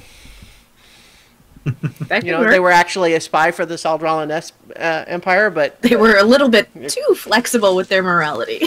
Cover got blown or something like that. So, like some of the examples they have here are, Miracle Worker, the one with all the guns, Silver-Tongued Devil. If it's got controls, I can make it dance. But we could have it be something like Silent Infiltrator or something like that. And that would be something, we would, when we build our skill pyramid, we would certainly, take that into account and look to make that, right? So maybe they converted, like, because they were a spy. they were good at building traps, so they've just converted that to engineering. Well, so now we want to try to build it as an aspect, right? So something that could be taken in both a positive or a negative way. Like, for example, the miracle worker one is an engineering type one that they've got here is like, invoke. You can do astonishing things with some tools and duct tape. So you could say, I want to invoke that I'm a miracle worker, get a bonus on my engineering roll because I'm a miracle worker. But then compel might be, others tend to ask a lot of you. It shouldn't be any problem to rejigger our sublight drive so that they also roast peanuts and play music, right? But so what would be a way to describe... I just want to use as many S's as possible. It's like super sexy, sleuthy, super spy. Yeah, maybe like a MacGyver type. Like versatile in the field kind of thing. Yeah, so... Versatile. So maybe this character can cobble together just about anything, but it never lasts very long. Okay. Yeah. Always the right parts at hand.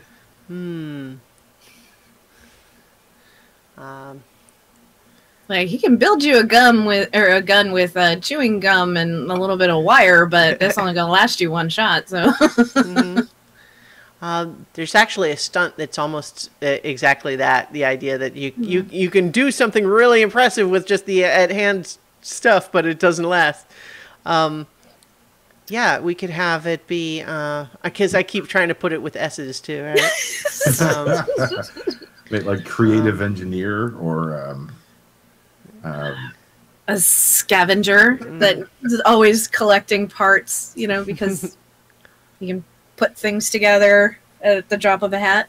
Something engineer. Mother Dragon says, super stealthy, socially silly, slightly sickly superintendent of spy stuff. Also, the hanging 10 dude probably doesn't work for a snake person. It would be more like hanging 1.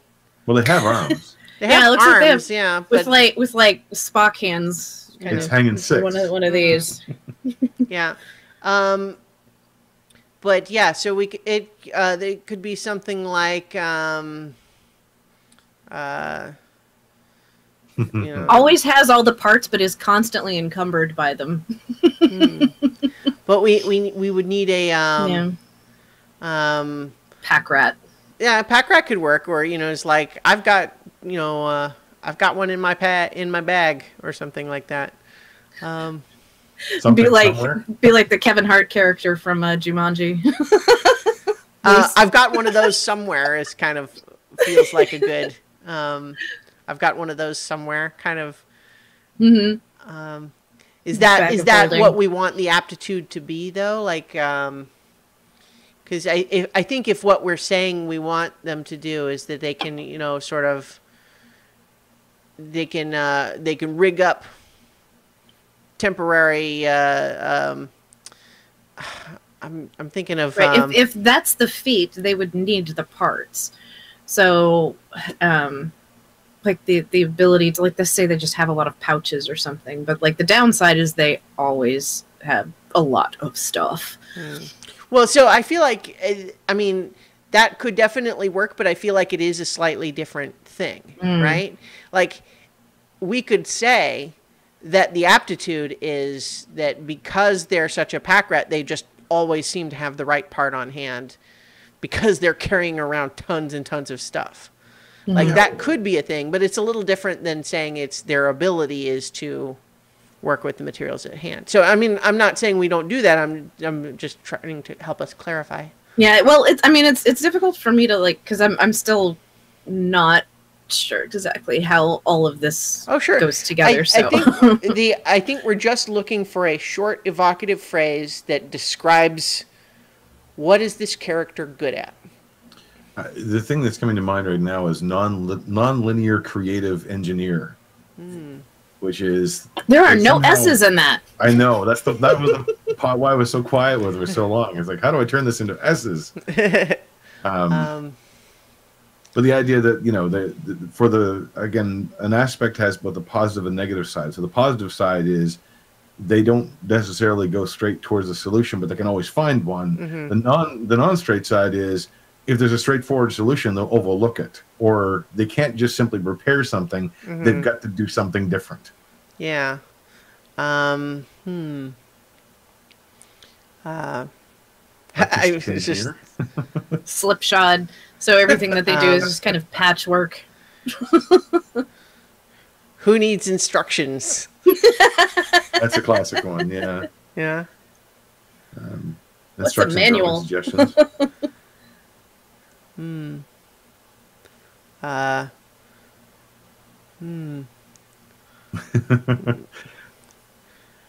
So do we want it to be like, I kind of like the flavor of they're pretty good at figuring out their own way to do something, but it will virtually never be the standard way, non-standard. I don't know. Standards with a question mark. Yeah. Standards are for sissies. We're so focused on the S's. Yeah. Well, hey, no, that's part of the fun, right? Yeah. Let's. Standard solutions for sissies. Soldralin standards. It's like Superior circular solutions. Found a C, and I could use it in there. Yeah. Substandard solutions. I don't know. That makes it. That sounds more negative. Yeah. Source of solutions. Circuitous solutions. Yeah. I kind of actually like source of solutions in the sense that obviously that's an easy one we could imagine with and invoke of coming up with a way to do something, but it could also be the sort of thing of a compel of just always being compelled to offer their own opinion on how things ought to be done. I mean, what about circuitous source of solutions so that the solutions are incomprehensible to anybody else? Yeah. Circuitous solutions? Or do we want the circuitous source of solutions? It's got an that could work, yeah. That could work. Circuitous source of solutions. Surplus solutions. Circuitous source of surplus solutions. All right, sure. That was hard to say. Circuitous source of surplus solutions. I like that. And we could always come back to, right? Mother Dragon leaping in with select systemization solutions. I'd like to invoke the aspect, but I can't say it.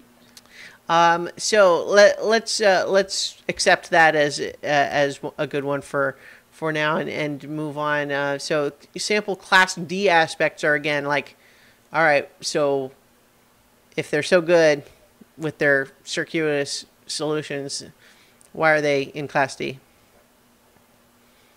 And so some of the example ones here: hopelessly addicted, pissed off, boss scoosh is the one. Here's the dishonorably discharged, family obligations. How about secrets sometimes sting? Yeah, I like that. Secrets sometimes sting, and that ties into this. They were the sort of in the field, always came up with the, off the book. Maybe he was the only surviving member of a spy unit. Yeah, that could work. Secrets sometimes sting survivors. So he got left holding the holding the bag. Yeah, holding the bag. Stack. All right. Sole survivor. Yeah. Soul Survivor. Actually, that that works with our S theme for sure. Okay, so we could do that.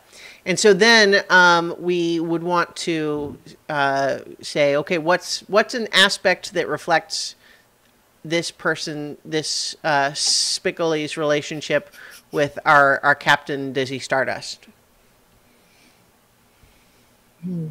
I see that one of the sample first ones is Miracle Worker. Yeah, which is you do astonishing things with some tools and duct tape. Mm-hmm. You kind of have a little bit of that already. Yeah.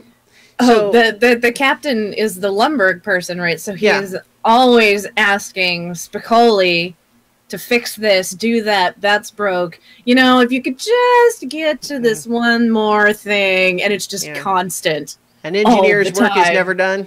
Yeah. So that could be a good one just there, or you know, going to need you to work on Saturday. Need you to come in on Saturday. TPS reports. Have you finished the file those TPS reports yet? TPS reports.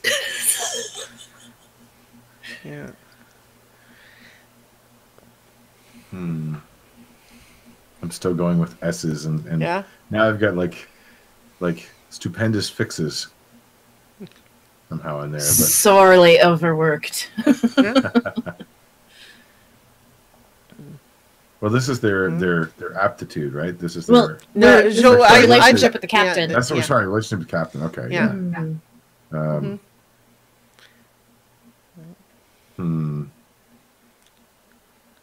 I mean, you know, it doesn't have to be all S's, but it's more fun that way. It is fun. It's a great challenge, an extra challenge. Saturday, Sunday, someday. Yeah.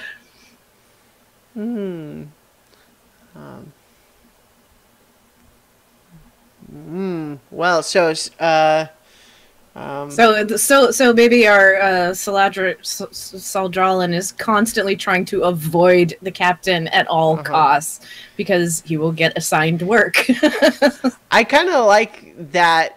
That could be a fun element. So it's like a giant game of hide and seek, ongoing game all the time. That this ex-spy engineer literally uses their talents to try to just avoid spending any time at all with the captain.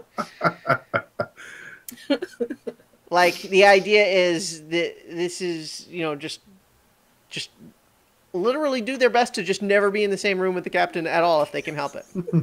It'd be great. I like that. So, slips string suspiciously. Sneaky snake. You guys ever sing that song in elementary school?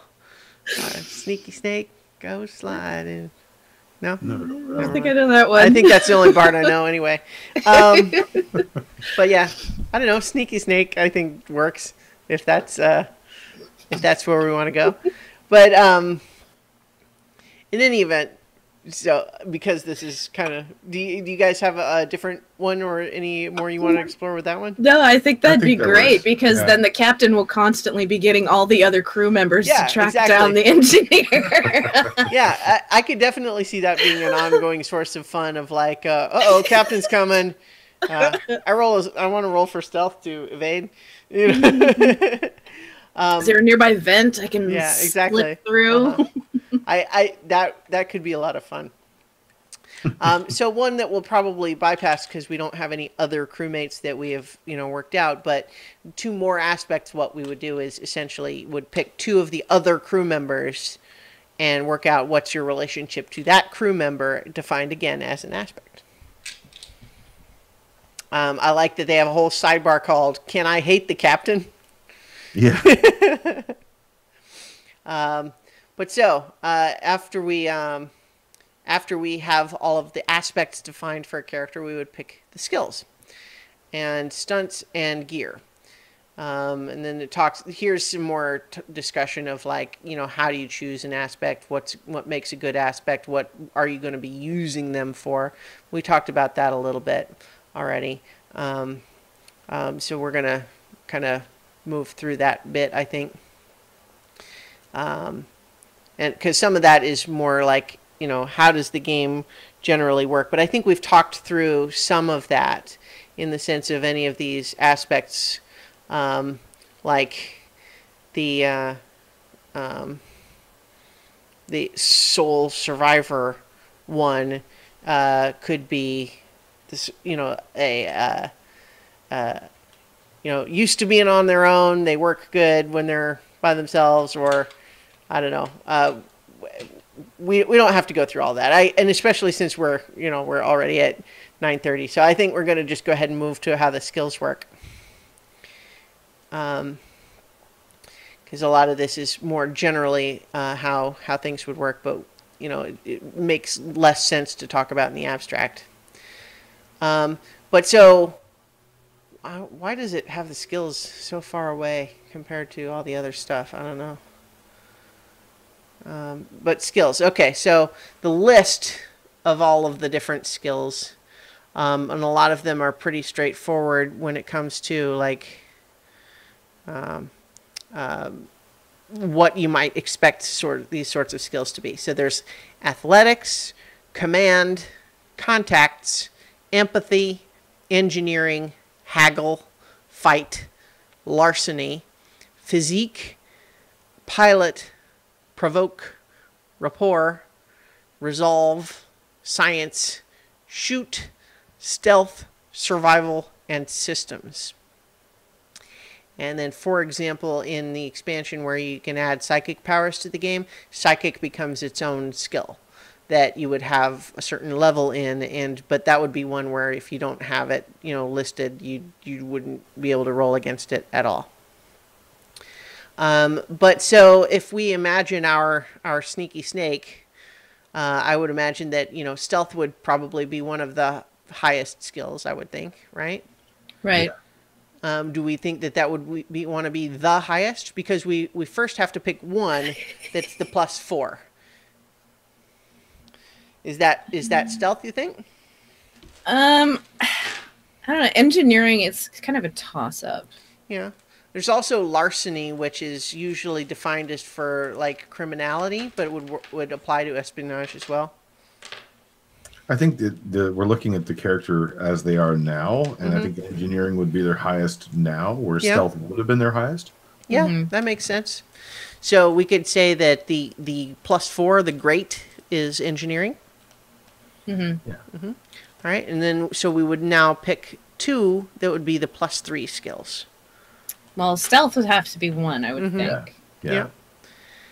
And then, so as a spy, were they primarily all about like the stealthy thing and then maybe sneaking in and planting bugs or that sort of thing? Or are they a more fighty, shooty sort of spy or more? Well, I feel like if our sneaky snake was the sole survivor, then he was probably in the rear with the gear while the rest of his crew got taken out. Could be.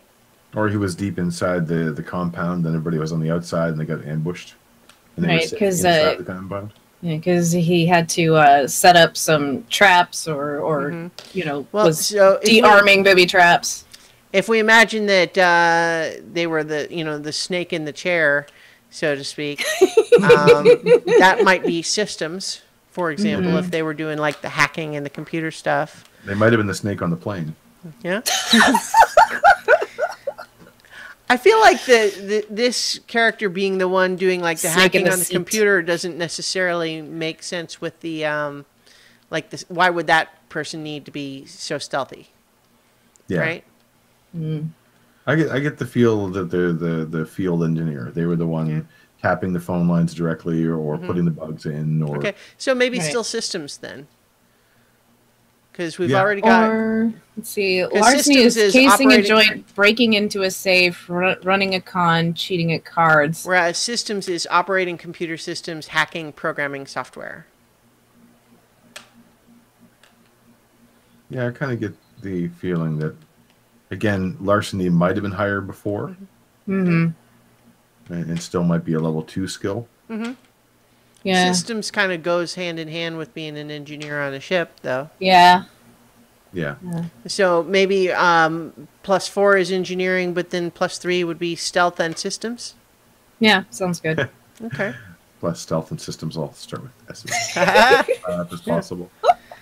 Well, we still got science, shoot, and survival that we could add. Let's just take them. Go ahead. They're going to be in there. Well, So- there's physique. Yeah. So the difference between athletics and physique, as we can see on here, athletics would be running, jumping, climbing, avoiding bullets. It's kind of like endurance, acrobatics stuff, compared to physique, which is like physical strength. Well, I don't know. It actually says that physique is like physical durability, running a marathon, pushing over something heavy. So kind of the constitution strength versus Strength, endurance versus, dexterity kind of thing. agility and dexterity. Yeah.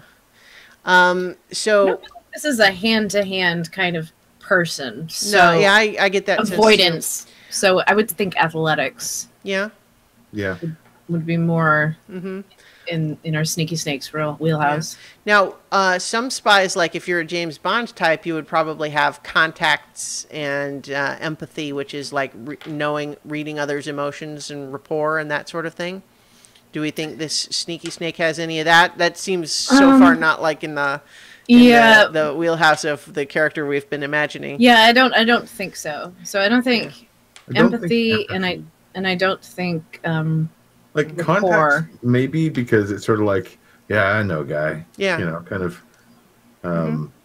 Always knows a guy, but being the sole survivor and getting left holding the bag, I knew all that. of those contacts might be burned. Yeah. That's true. That's true. So that could be a lower level skill now, but still Yeah. present. Now, bear in mind, for our whole thing, we're picking 10 skills out of a total list of, Looks like let's see. 15. Yeah, 1, 2, 3, 4, 5. 16. 1, 2, 3, 4, 5.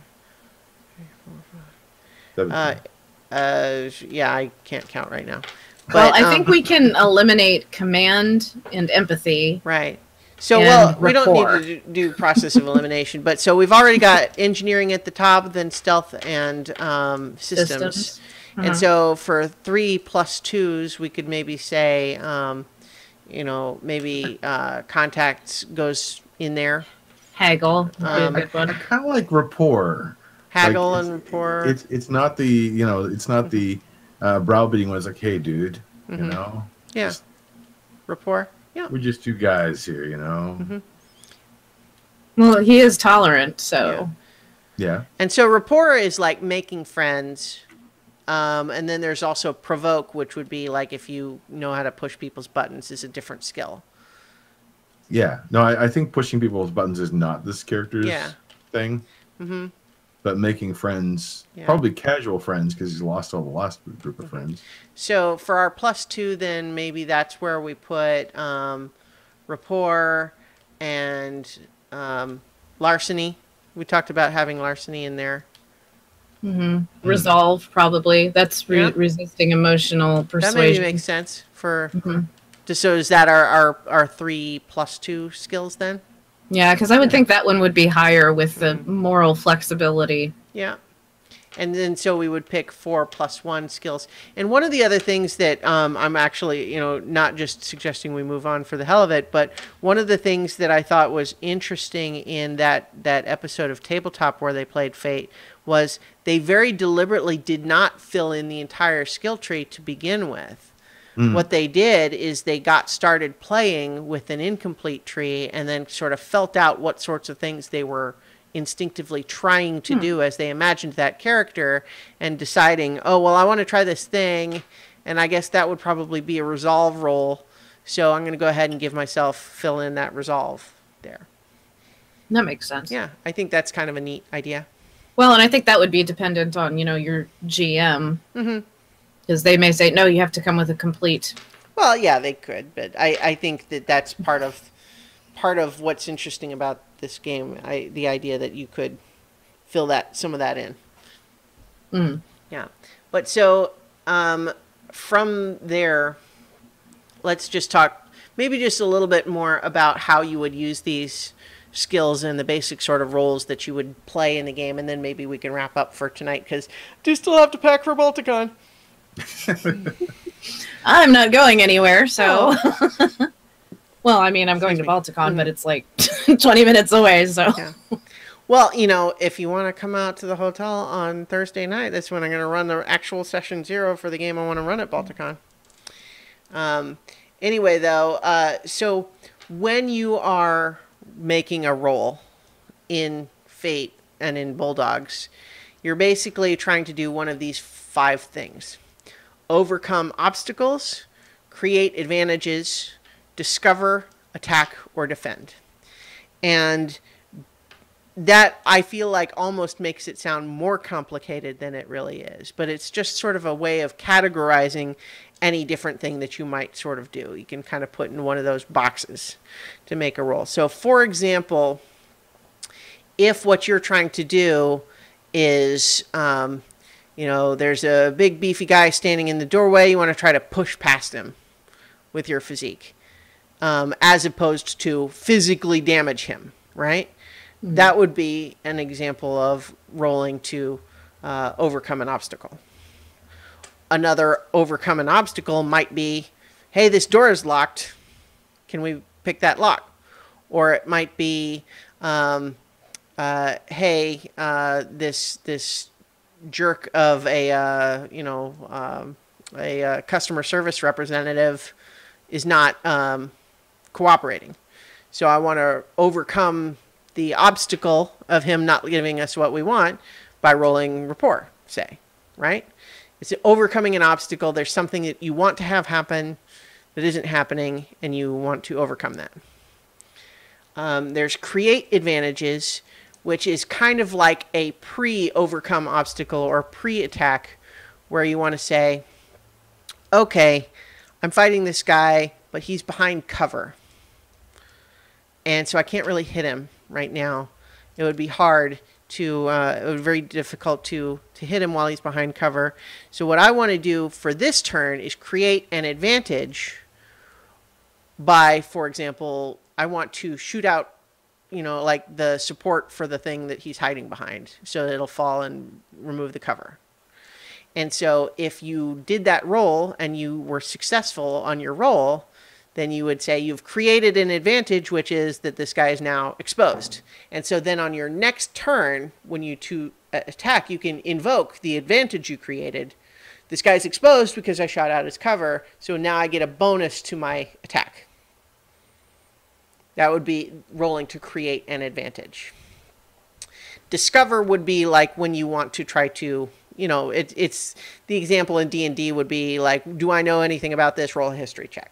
That's basically the idea for discover.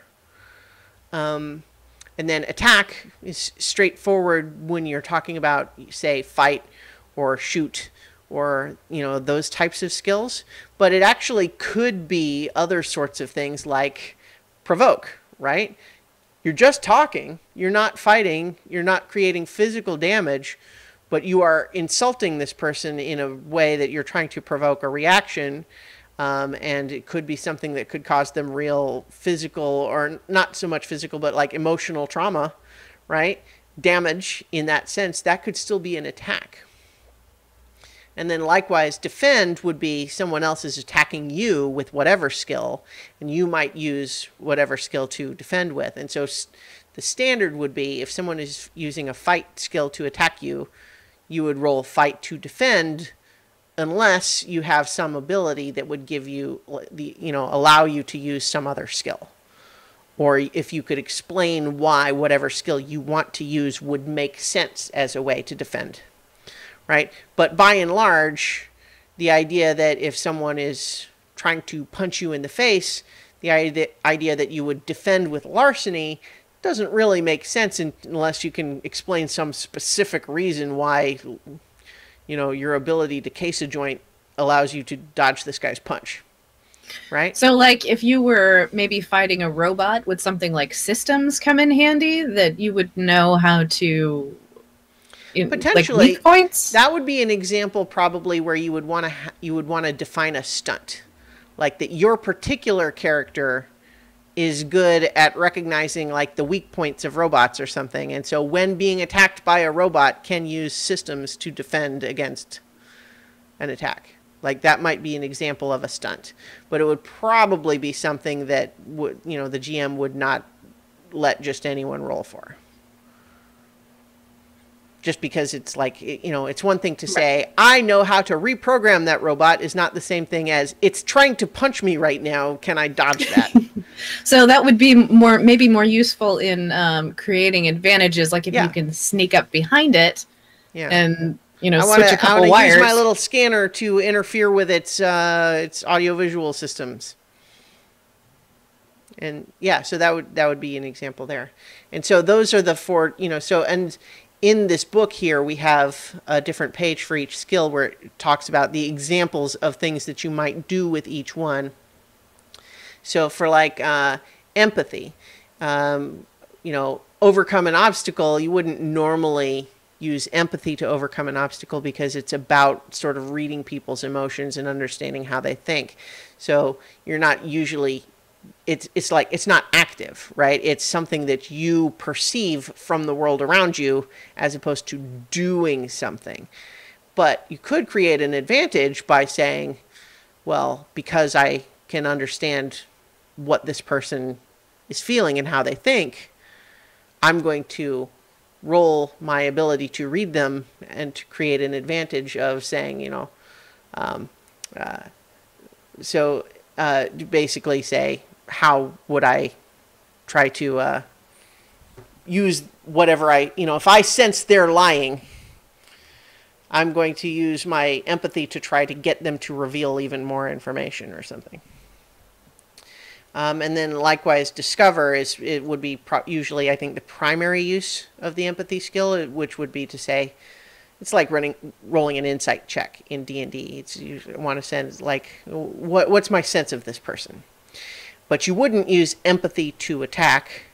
And then it would say, like, empathy is used to defend against others, creating social advantages against you, especially when you need to pierce through a layer of deception to realize what they're trying to do. So, for example, someone is using provoke to try to make you mad, and you might be able to defend with empathy by trying to say, well, what is it that they're really trying to do by saying that? And then engineering... overcome an obstacle is a very obvious thing that engineering might be used to do, right? Is, try to, get the shields back online, or, try to, fix the broken speeder. You wouldn't usually use it to attack, but then like fight, for example, you wouldn't usually use it to overcome an obstacle, because the way that you overcome an obstacle with fighting is by attacking. So what you would be doing is attacking. And then you could potentially like discover with fight by using your knowledge of how to fight to determine something about the way someone else is fighting, maybe. Creating an advantage could be all sorts of things like pocket sand, or, just using some fight type skill to create a setup for later. I want to hit a special pressure point that's gonna, make that guy lock up and be stiff on my next turn. And then fight and defend are pretty obvious. But so like that's kind of how those skills get worked. And yeah, so and then stunts are where you can define basically special exceptions to various rules. And so they have example stunts for all the different, skills that you might add. And by default, you get 3 stunts. And then you can also, like, if you have a refresh of 3, which means you start each session with 3 fate points, you can get another stunt if you start with 2 fate points, for example. You can buy additional stunts with refresh, right? But so like an example stunt for athletics might be Mighty Leap. Your leaping ability is prodigious. You gain +2 to overcome obstacles with athletics when leaping great tall distances. So basically specific circumstances in which you get to either have extra bonuses or use things in a different way. So like another one, here's one for command. Hold fast, people. Your commanding presence lets you help others stand strong once per scene. Someone you've commanded can use your command skill rating instead of their resolve to defend themselves. Yeah, so like instead of, yeah, I think that's straightforward. So that's kind of how stunts work. And then when you're getting to gear, you would be, you start with 2 gear points. And gear points, essentially, it's like 1 credit box per gear point and that sort of thing. So like you could get, 1 light weapon and then have it improved in some way, and that would be your 2 gear points. And you could have 1 light weapon and 1 light shield, and everything is kind of in that basic idea. But kind of like with the credits, gear is intended to be your special stuff. Like, for example, it says anyone who has a shoot skill probably has a gun, and you don't even really have to consider that as part of your gear that you are paying for. Ordinary sorts of stuff that it's reasonable that you just have on you, you don't have to think of as gear. But what you would have as your gear is the special gun that does a cool thing. And so that's what you kind of use gear for. And it has examples of different weapons, armor, shields, and also like, gives examples of how to create your own personal gear. Like if you have like a portable scanner of some kind and that sort of thing. And it really is flexible, designed to say, you could imagine the ordinary version of a thing. And what you spend your gear points on is something that makes it better than the ordinary version. All right, I've talked a lot. My throat is sore. So just as an example of like a combat scenario, because I know in D&D you roll for initiative. So how does that work in Fate Core systems? It's a good question. It's a little bit potentially complicated, and part of this is I'm still learning, but I believe that the way that it would work normally is that whatever is, first of all, it's generally going to start because someone is initiating action, right?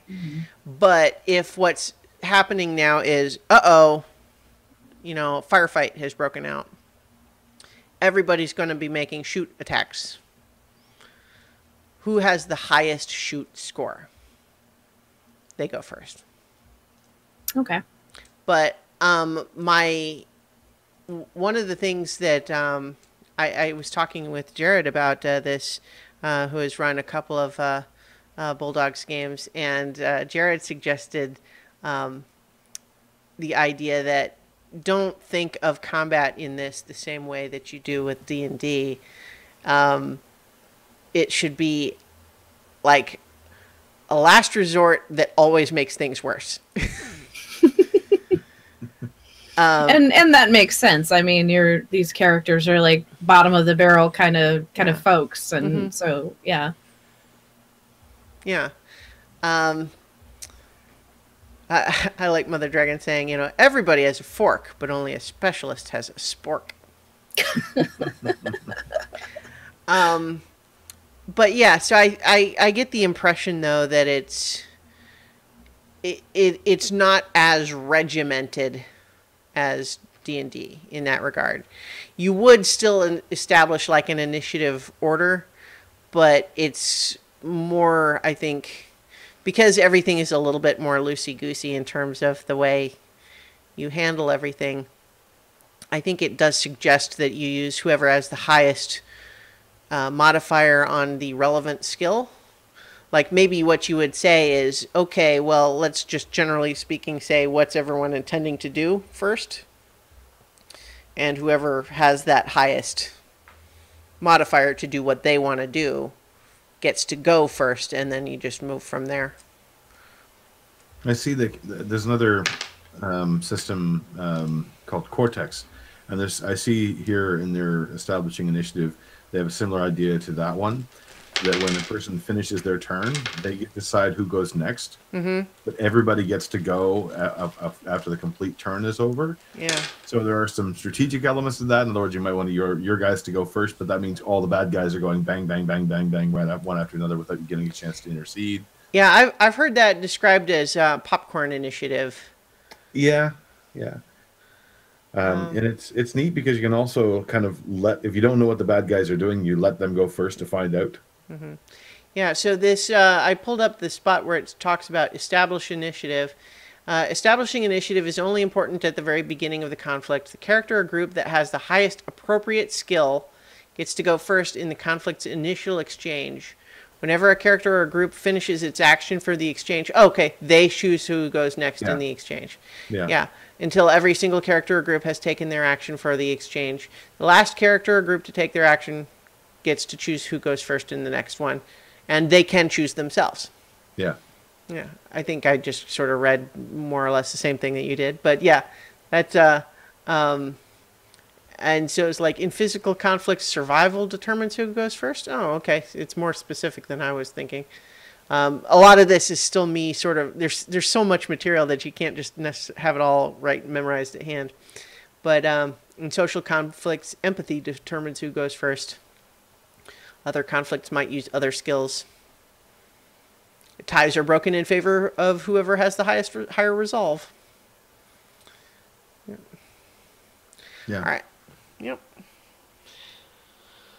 All right. So, anyway, that's that's the big bullet points of Bulldogs, and I mean, we talked about a lot of just system stuff here, and kind of walked through the character creation. But I mean, by and large, the intent of this system and the goal of it, as they describe, is again, like it was on the cover, sci-fi that kicks ass. The idea is you want there to be this fate point economy constantly happening. And what does that mean, right?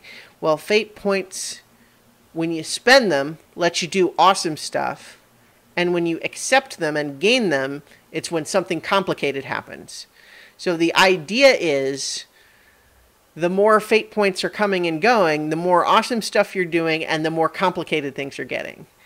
Whereas if you were to imagine the fate economy grinding to a halt, what that means is everybody is doing mediocre things and nothing complicated happens. That's pretty boring, right?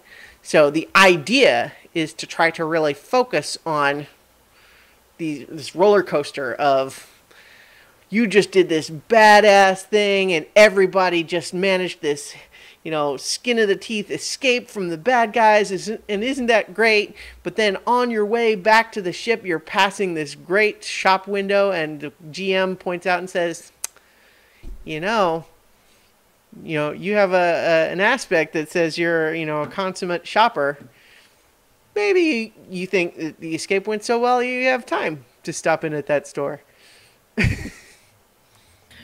So the beginning of any session, would it be like the GM, I would guess, would set the scene and set the crew on a path to whatever job they're going to do, right? Right. Okay. Yeah. And I think that would be the basic structure of this setup, is that because you guys are essentially, employees of the branch of the company that does, deliveries and transporting and that sort of stuff, you're likely to have a job of some kind. And the goal would be to okay, you guys are going to get paid, 1 credit box apiece to accomplish this goal in the time frame. And it's probably going to have a complication of one sort or another. And maybe it's made extra complicated because, it's going to turn out that your captain says, or even in our example, right? You guys are supposed to have a relatively simple job where you go up and you just pick up this, shipment that should have already been through customs, pick it up, and you're just going to fly it to another planet. But then when you get there, it turns out that the customs officer is the angry ex-lover of your captain, and is saying, Gosh, it's too bad. Looks like all the paperwork for that delivery got lost in a fire. The fire in my waste paper basket that started a moment ago when I emptied my cigarette into it. I guess you'll just have to wait until we can get another copy from the central processing. Should be 2 weeks. And so like at that point it would be like, okay, well, now what do? You guys don't get paid if you don't get it done. So maybe what you have to do is break into the warehouse and steal your package so you can deliver it. Or try to find a way to bribe the customs officer, or maybe have somebody on the crew that is better at seduction than the captain. Yeah. Yeah. So, and that's where, the game comes in, is that you've got a problem and you've got, a crew with a particular set of skills. Oh. Yeah. So that's, yeah. Yep. So that's the basic idea. And what I like about it is, first of all, just experimenting with the different game systems is something I'm interested in, and having it be much more loose narrative thing that's really encouraging people to be creative. And like, not that you can't be creative in D&D, because of course you can, but just focusing on different things, just the idea of, it's not a situation where you're definitely in a combat, this thing is just going to fight you, and you're looking down your character sheet of saying, well, let's see, I have this ability and this ability and this ability, which of these 3 things should I do? And instead it would be more like a, well, I would like to spend a fate point to make a declaration that stalactite up there looks like it's actually pretty loose. And so I want to shoot that and make it fall on the bad guy. And, and so like you start just really trying to imagine the scene and your character, what they're actually doing, and then you just determine what role that means, instead of trying to say, I have these predefined list of things that I can do. So it's a contrast between improv and rules with the different systems. Yeah, I mean it's all balance, and like all the different systems are. Yeah, I would say Fate seems more improv focused than D&D, especially because D&D can be played where it's really just kind of tactical battle simulator, and people don't necessarily have to engage with the RP part at all. Whereas Fate, like, it's almost like if you're not doing the role play, like what's even the point? Because it's much more focused on that, and it's not tactical in the same way that D&D is. Yeah, I think it requires a lot more out of your players, and it requires a lot more energy. I think it's not for everybody, which is the other thing too. Is like I've seen people who've had a very difficult time kind of trying to come up with all of the stuff on the fly, which is essentially what's happening. There are guidelines, everything from the aspects themselves to the fact that kind of doing things is building a sentence. You choose your verb, you choose your adjective, which is your skill, and then you choose kind of the setting, which might be your aspects, or you choose other things to describe that sentence, and then kind of work it through that, which is very different. Most systems, like you said, are very specific about what you can do, and that's you just look down the sheet and there it is. Right. Yeah, so like there was a good question in the chat, and I saw that you already kind of answered in the chat, but bringing it here is maybe good. Just as an example, Mother Dragon asks, so bringing a knife to a gunfight is only bad if the gunslinger chooses to let the knife fighter go next? And it's like, well, yeah, I mean, in a sense, it depends on the setting, right? Because just because you're not necessarily using a battle map, you might actually choose to use a battle map. There's a couple of, example maps in here where you could say that there are different zones in a certain, well, where was it? Where you would just, you don't deal with like, oh, I have a movement speed of 30, which means I can go 6 squares. Where was it? I kind of scrolled past it and I thought I saw it, but now I can't. Generally, it's left up to what are called zones. Yeah. Like long range, extreme long range. Okay. See, I just saw it again, and now, like, Let's see. I can look up zone. Because that's going to be... Yeah, movement zones right there. Yeah. Yeah. Oh, shoot. Like... Movement. What page did it say that was? I don't know. It was under, movement. And then it had zones and parentheses there. Yeah.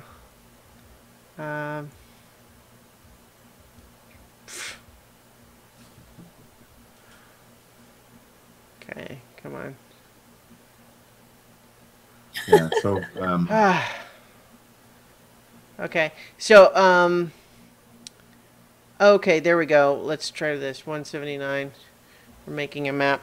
But yeah, the idea is that you might, for example, say that there's this big warehouse and zone 1 is the, you divide the main floor of the warehouse. Oh, here we go. Here's a good map example where you can just say, divide this whole thing into basically just different zones, and anywhere in one of those zones, and you might fight someone else who's in that same zone, and you have different abilities. Like, so for example, to use a knife attack, you would pretty much have to be in the same zone as the person you're attacking. And then different ranged things, so for example, there normally would be a rule of how, but a lot of it comes down to ultimately, difficulty of the challenge, right? So if someone's trying to shoot from 2 zones away, they might have a weapon with a property that allows them to get a bonus to when they're shooting 2 zones away and that sort of thing. So you could still deal with that, but it's also allows you to still keep it very abstract. But by and large, I think any GM who's paying attention is not going to suggest that range doesn't make any difference when you're talking about one person fighting with a knife and another with a gun. Yeah. Well, in the case of our super sneaky snake, that seems like he might be more likely to be using a knife. Yeah. Oh, he has something, he just presses a button on something and something explodes somewhere else. Yeah. Yeah. Set up all the booby traps in advance. Yeah. Okay, so anyway, I think it's been interesting kind of talking through some of this. It helps me to prepare a bit more for the game that I'm going to run, and I hope it's been at least somewhat interesting for anyone to watch or listen to here, and just to think about the different kinds of games, because right now I'm not planning on stopping the So Many Levels campaign, but we do have the Curse of Strahd campaign that I run on Saturdays that's getting to where it might be starting to be close to the end of that one. And so what might be next? Well, I have some interest in running a sci-fi type campaign, so that'd be good. Oh, Mother Dragon says she enjoyed it. Yay, good. I'm glad. Okay, so I think, though, that we're probably going to go ahead and call the stream to close for tonight. Do you want to remind people that, I think, is it just you and I that are going to be at Balticon this weekend? Yeah, I think so. Yeah. If folks want to drop by and see us, we'll be doing stuff on panels and things. Mm-hmm. They're in Baltimore. It's a good time. It's a great convention, and it's good stuff. So if you're around, come say hi. I think on Saturday I'm going to do my Vice Admiral Holdo cosplay. I think it's going to be Saturday. So. Nice. Just excited. So jealous. Aww. I'll go again someday. Yeah. All right. Well, so thank you, everybody, and we'll be back next time for more adventure on So Many Levels. So Many Levels.